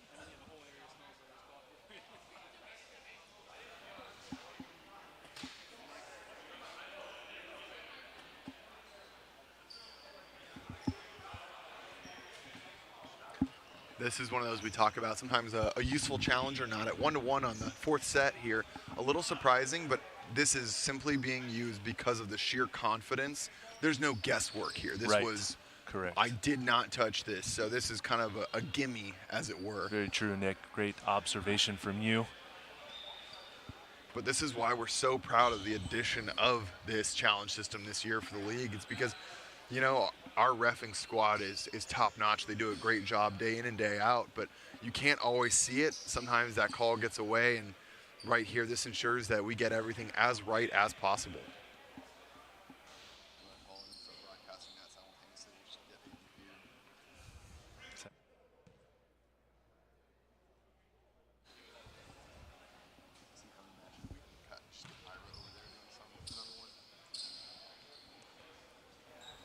Perhaps this challenge is being a little bit more difficult than we expected, Nick, as we're still waiting for confirmation to come down from our replay booth and our replay official. We always talk about it. It's got to be enough evidence to overturn it.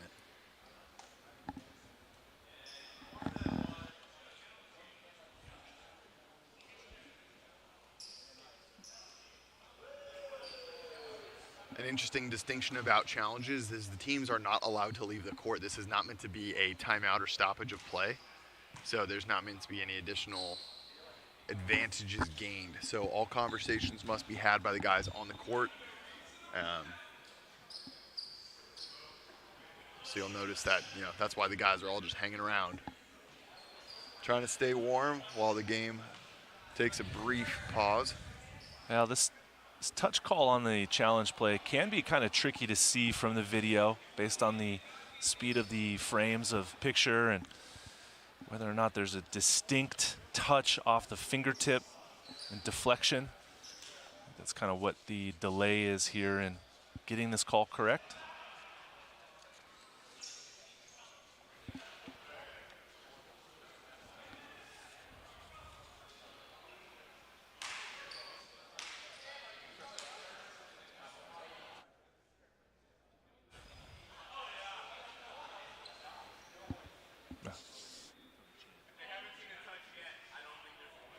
All right, looks like an official call has been confirmed. And they're saying a touch is confirmed.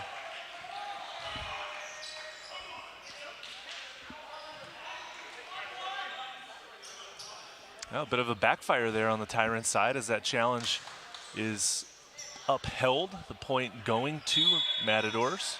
Coach Grasso a little bit pissed about that because, you know, that should be the gimme. Back into action here. Gianluca Grasso buries that angle, but it's picked up.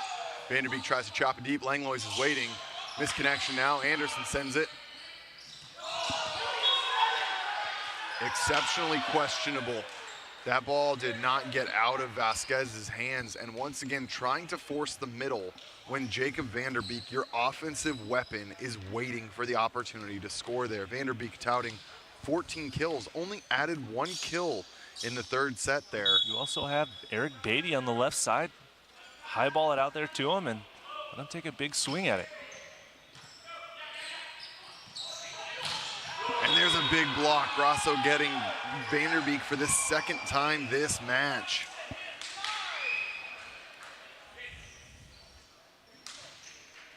Yeah, I'm looking at the numbers right now. Brett Massetti in 3 sets has got 3 points. He's been blocked twice, no hitting errors.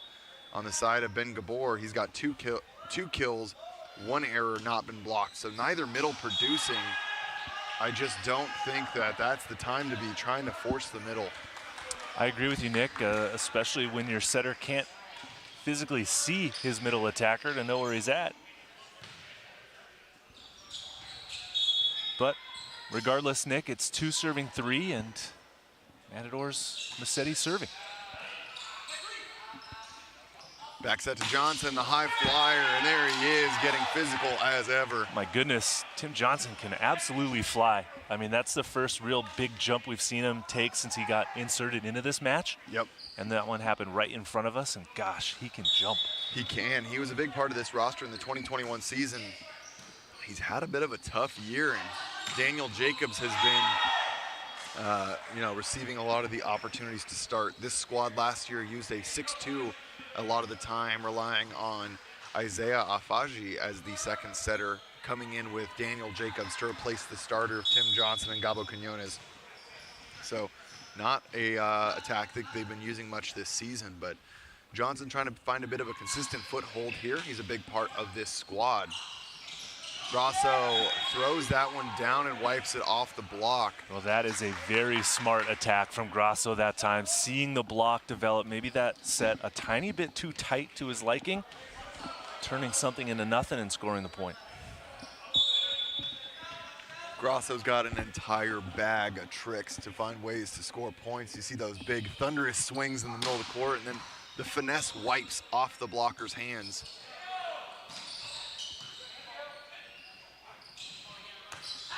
There's Johnson, the high flyer. Once again, oh man, you've got the front row setter size mismatch with Jake Langlois against a smaller blocker and the setter. He was also off the court. I would like to see that set go outside and attack just that solo set of hands there that weren't even there on the net. Well, I couldn't agree with you more, Nick. Another superb observation from you.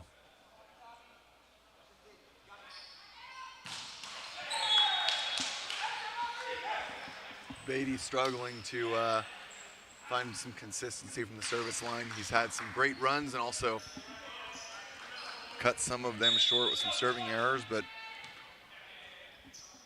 that is also part of his role on the team, is to generate that pressure. Langlois swings into the triple block. Tight pass from Vanderbeek all the way across net to Wally. Wally chips it down the line, and Johnson not ready to make the dig. That ball to me looked like it might have been going out of bounds to the inline. Tim Johnson not down and ready to play defense.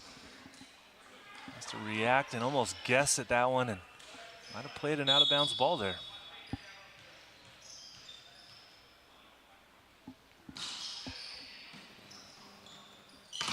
Big swing, good help once again from Jordan Wally in the middle.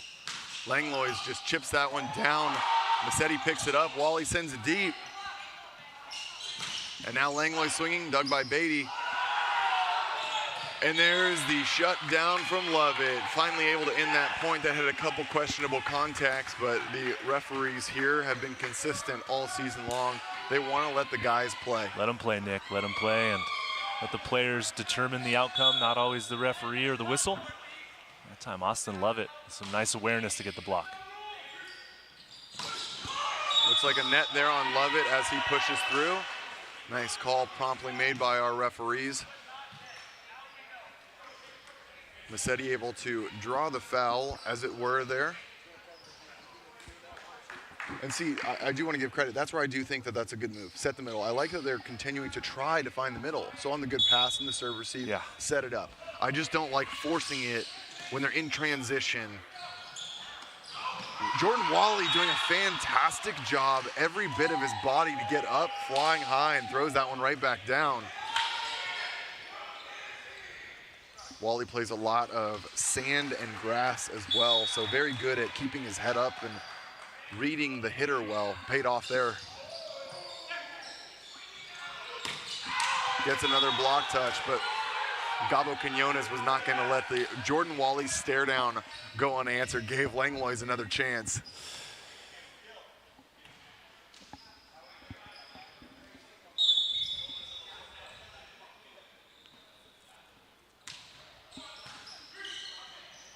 One-handed set goes to the middle.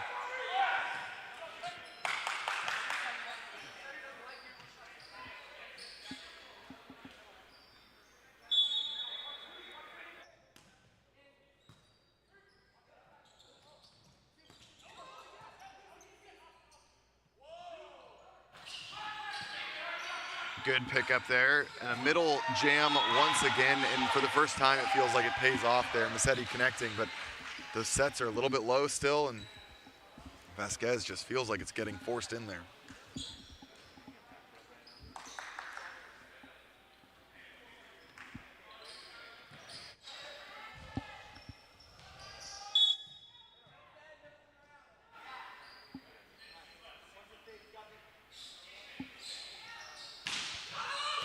Wally misses that one long by a foot.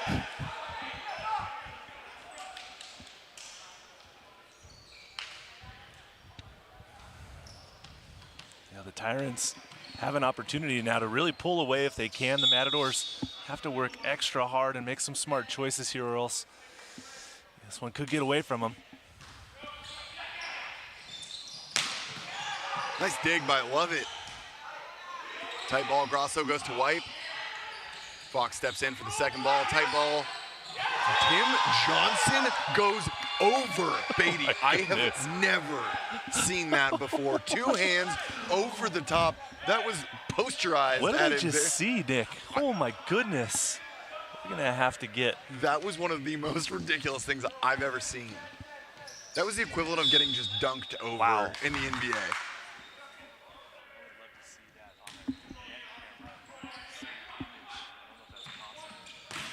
Oh, Tim Johnson. He's a demon in the front row. Number 17. Back-to-back massive plays by Tim Johnson. Oh, my goodness. Oh, my goodness. The Matadors are not ready for the heat. They'll be right back after a timeout called. Stick with us.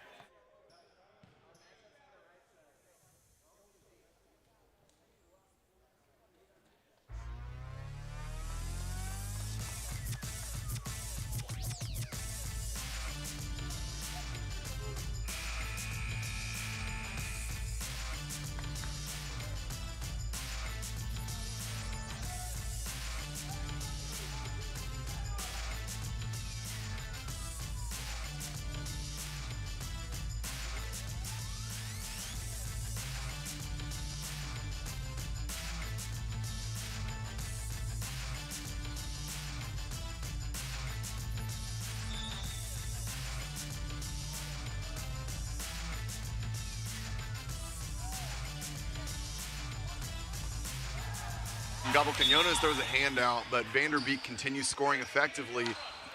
Here's a hint, try setting him some more. He's been very effective thus far. Nice insight there, Nick. Yeah. Some of those England insights that we haven't gotten so much of this year. I try to drop the knowledge where I can. Great pass by Grasso. Tim Johnson once again just putting on the gun show. This is where I love Gabo Quinones running this offense. That's crazy. He sees who's getting hot and just knows that's my guy. And you knew that set was going back immediately. I mean, gotta get Tim Johnson to do a vertical jump test because he is literally jumping out of the gym. Could you imagine a block of him and Damani Lenore? Oh, that could be a great jump test challenge between those two players.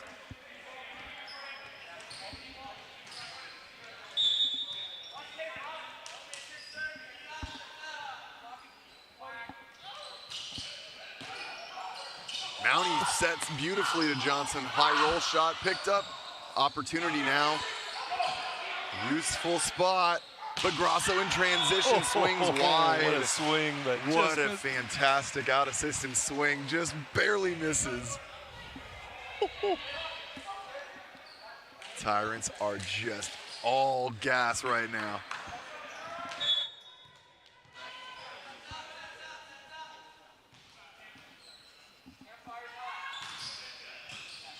Tight pass, Gabo reads it beautifully. A little shimmy after a nice back dump there. 14-11, 3-point lead. Texas Tyrants leading 2-1.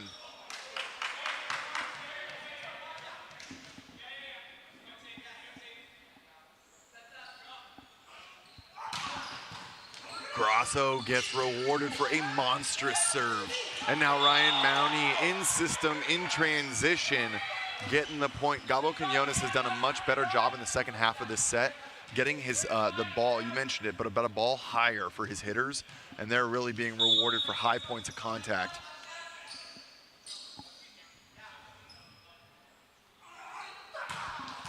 Huge rip.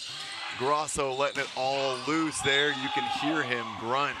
There is every bit of his 6'2" stature putting power into that serve. He is feeling it right now, Nick. Yes, he is. In the zone, that toss, getting after it from the inline is Gianluca Grasso.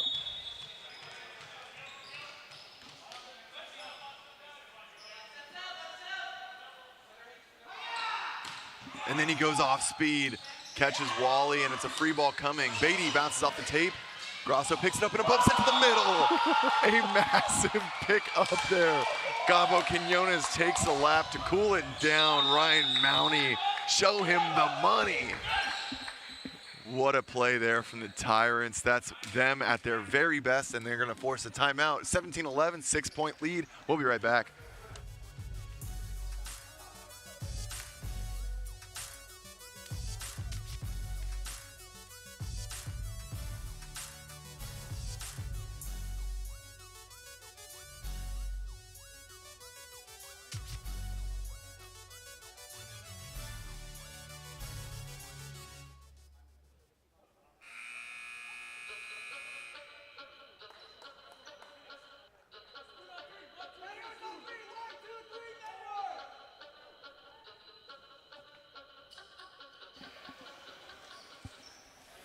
Well, Matt, it's starting to begin and feel like the Ontario or the Inland Empire Matadors got maybe too much of a hill to climb in front of them here in this fourth set. They kind of snuck a first win in that game number one that I don't think many of us were expecting. Right. Glad to see it from them, but I think right now the Tyrant train is rolling on. Yeah, it certainly is right now. The momentum clearly on the Tyrant side, and Matadors have to find something now. Roll shot, Vanderbeek covers himself. Beatty gets a chance now. No chance at all. Mountie, Gabo, get it done. The energy is infectious right now. The Texas Tyrants feel like they can just do no wrong. Steamrolling. It's like a snowball, right? You get a 1 point turns into 2, turns into 3, now 4, 5. And the Matadors just left kind of like with a big question mark on their face. Like, what can we do to stop this just offensive and defensive effort from the Tyrants? Everything going their way. Grasso's service run finally ends, but not after just absolutely decimating the scoreboard. It feels like this all began with that move from Johnson where he just dunked it over the top. Yeah, got it certainly did. A back-to-back block, Such an then a kill. And explosive effort that time, and yeah, it has carried over. Beatty catches Anderson. A quick nod. James Anderson, though, the backup setter or their second setter stepping in and playing libero, he's done a fantastic job. I think he's been passing very well thus far. I would agree with that statement, Nick. On 20 attempts, passing right around a 50% for a non-even receiving player. It's quite the effort. Quinones tries to wipe that one off the block, but no one there, so he's gonna be the last one to touch that. Earn a point for the Matadors, 14-18.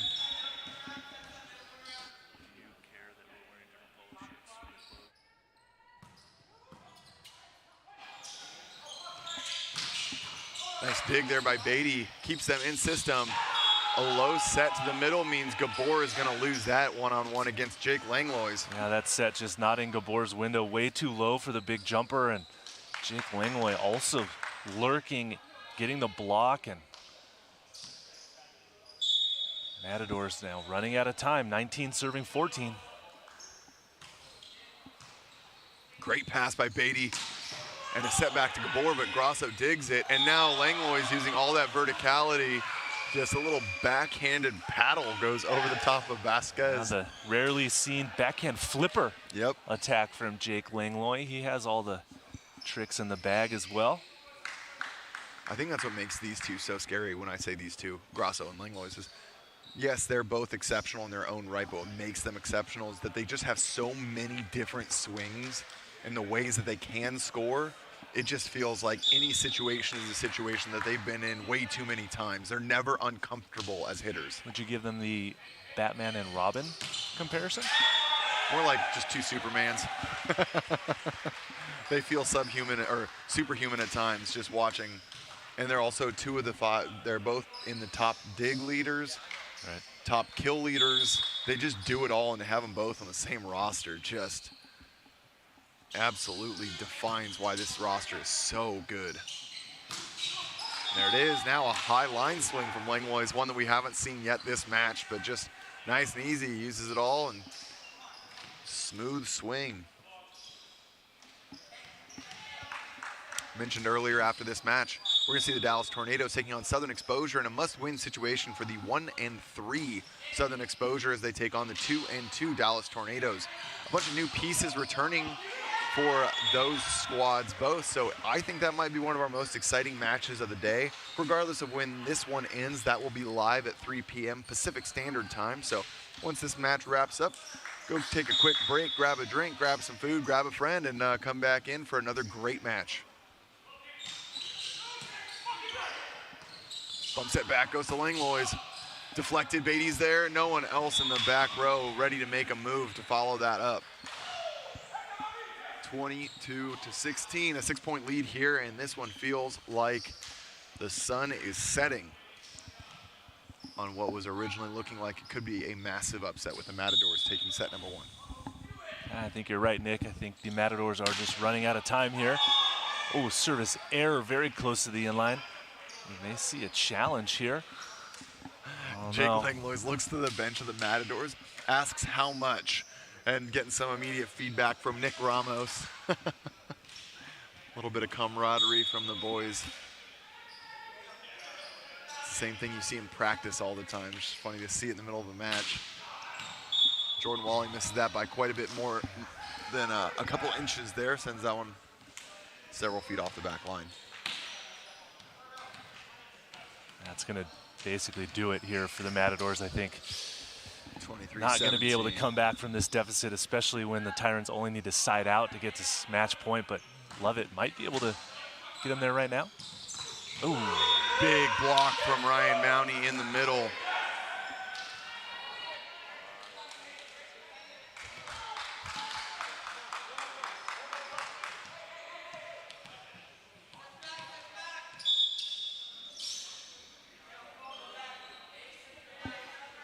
Match point now for the Tyrants. Lovett tags that one. Beatty's the only option. Gabo Quinones goes back to Langlois. Langlois with a nice little sidestep adjustment. Swings that one, and Wally nowhere to find big 25-17. That's going to do it in 4 sets. Texas Tyrants getting the job done.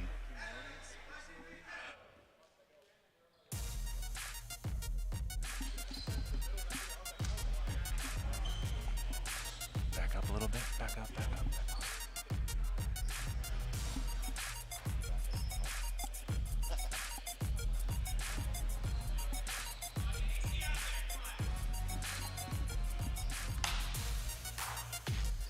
Both these teams shaking hands after a hard-fought match.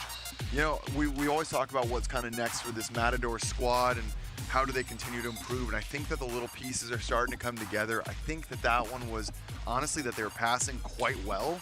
The one thing I do want to see continue to improve, though, is I think the set selection in certain situations was not setting the team up to be successful. Yeah, I'd agree with you, Nick. That's a great observation. Really a good overall match played by the Matadors. They just have to find that way to get to the finish line now. Put up a good effort against the Tyrants, which on paper and by personnel, you would think the Tyrants should be maybe winning that match in 3, but the Matadors doing a nice job coming out fast and really causing some problems for the Tyrants, but now they just have to figure out how to get to the end line, how to get to the finish line throughout the match. It's funny, this Tyrants team is almost reminiscent of the Utah Stingers to me last year, where it was like you can almost guarantee that first set they're going to be moving a little slow, trying to kind of get the machine rolling. And so if you plan on beating such an experienced team, you're really going to need to you have to win that first set because it's only going to get harder. And I think that we started to see that. Set 1, Matadors win it. Set 2, they're right in that striking distance, and slowly it was 25-23, 25-22, but at that point 25-14, 25-17. It just kind of got away from them there, and I think it's because, like you said, they couldn't find the way to get to that finish line. There's a couple of critical points. And they've made some good adjustments with their personnel. Vanderbeek had a great match. Eric Beatty had a pretty good match as well. Wally was there at times, and other times kind of gave up a couple of missed opportunities, but they need more production out of their middles for the Matadors, as Massetti and Gabor not quite as effective as they were yesterday, and I think that's going to be a place for them to kind of create some more excitement and point scoring opportunities as well. Yeah, and you look at the board right there, and it was interesting. The goal was definitely to serve the outsides. We saw 38 receptions from Jordan Wally, 32 from Eric Beatty. Beatty passed at 59%, 63% for Jordan Wally. However, Eric Fox, the libero, only getting 11 receptions, but passed at a 36%. Seeing them to pass as a team at 59%, honestly, that's a very good indicator. They were passing quite well. I'm surprised there wasn't maybe an adjustment to maybe go after Fox a bit more once Jordan Wally was doing a good job handling a lot of that heat and that serve-receive load. So, again, trying to highlight the things that were going well. Unfortunately, when you look at those long rallies, Texas Tyrants simply has too many ways to finish the point. But before we get too much more into that, we're going to throw it over the sideline with the man of the match and Noah Chask. Noah, take it away. Yeah, guys, I'm here with our man of the match, Gabo Quinones, and lost the first set, but bounced back and really showed that Tyrant fight and Tyrant energy. How are you guys able to capture that? I think we just kind of calmed ourselves down. I think we were really anxious at the beginning. You could really feel that. Honestly, with everybody, it wasn't one single person. I think you could tell that with the amount of mistakes we were making, just unforced errors. I think, what Mauro said is just go back there and play our game. We have a very simple game plan, just make the least amount of errors, play smart. And, we went back to that, and I think, it really showed and paid dividends. Bye, love you too. What's it like playing with that 1-2 punch of Langlois and Grasso? Oh, dude, they're awesome, but I also have Danny, Tim. Even Austin and Ryan are beasts, so honestly, it's probably one of the, most fun teams I've had, to set. I just have weapons everywhere. Obviously, Jake and Jan have a lot of experience, so, in tough situations, it's nice to go to them, but it's also really nice to have, Tim and Danny, especially on the backside, you can really crush balls, so it's nice. And how did you feel your defense and serve receive did today without, the likes of Jose Malero? Yeah, obviously Malero, he's a very good libero. It's a very it's a big block to miss, for a team. But I don't hold it against Andrew. I mean, Andrew yesterday did a great job, especially like we told him he was playing libero maybe like an hour or two before the match, and he's like our other middle. So, and then I thought James stepped in and did great today, honestly. So, I think we definitely picked it up from yesterday. I'm just glad we kind of like didn't let that become an excuse, as to like, oh, that's why we lost kind of thing. We kind of like powered through it. So that was nice, good test, good weekend on that. 1-1 for the weekend. What's your takeaway from this Tyrant team? I think we're still good, honestly. It's a long season. It's only, what is it, event 3? Yeah, so we got, 2 more events to go and then the championship round. Obviously, we wanted to win that match against Freedom. And, even given our personnel, I think we had it there. So, I was talking to Mara this morning. I think that was probably the best, time for that to happen. I feel like I'm honestly glad that it did happen because it's a little adversity for us to overcome. So, trying to stay positive. Well, congratulations on the win. Your man of the match, Gabo Quiñones. Nick and Matt, close things out for us. Well, I think no surprise there. Texas Tyrants locked down that 5-1 record. A great way to end their weekend as they're all heading back now to Texas. Event 4 in their sights. More big matches, but honestly, they've played a lot of the big teams in the league, so I think at this point, they get to go kind of coast through the last little bit, keep refining the stuff they like. And well, that's going to be an interesting dynamic for them to navigate throughout the rest of the season. You want to be playing your best volleyball in the playoff rounds, and if you don't have a whole lot of hard competition to lead up to it, that might come back and maybe sneak up on them a little bit, but only time will tell. Yeah, we'll have to keep an eye on that. But up next at 3 p.m. Pacific Standard Time, we're going to have Southern Exposure taking on Dallas Tornadoes. A great match. Dallas Tornadoes sitting at 2-2. A lot of new pieces. Southern Exposure returning Johnny Gomez and Derek Sullivan. 2 critical pieces to this team.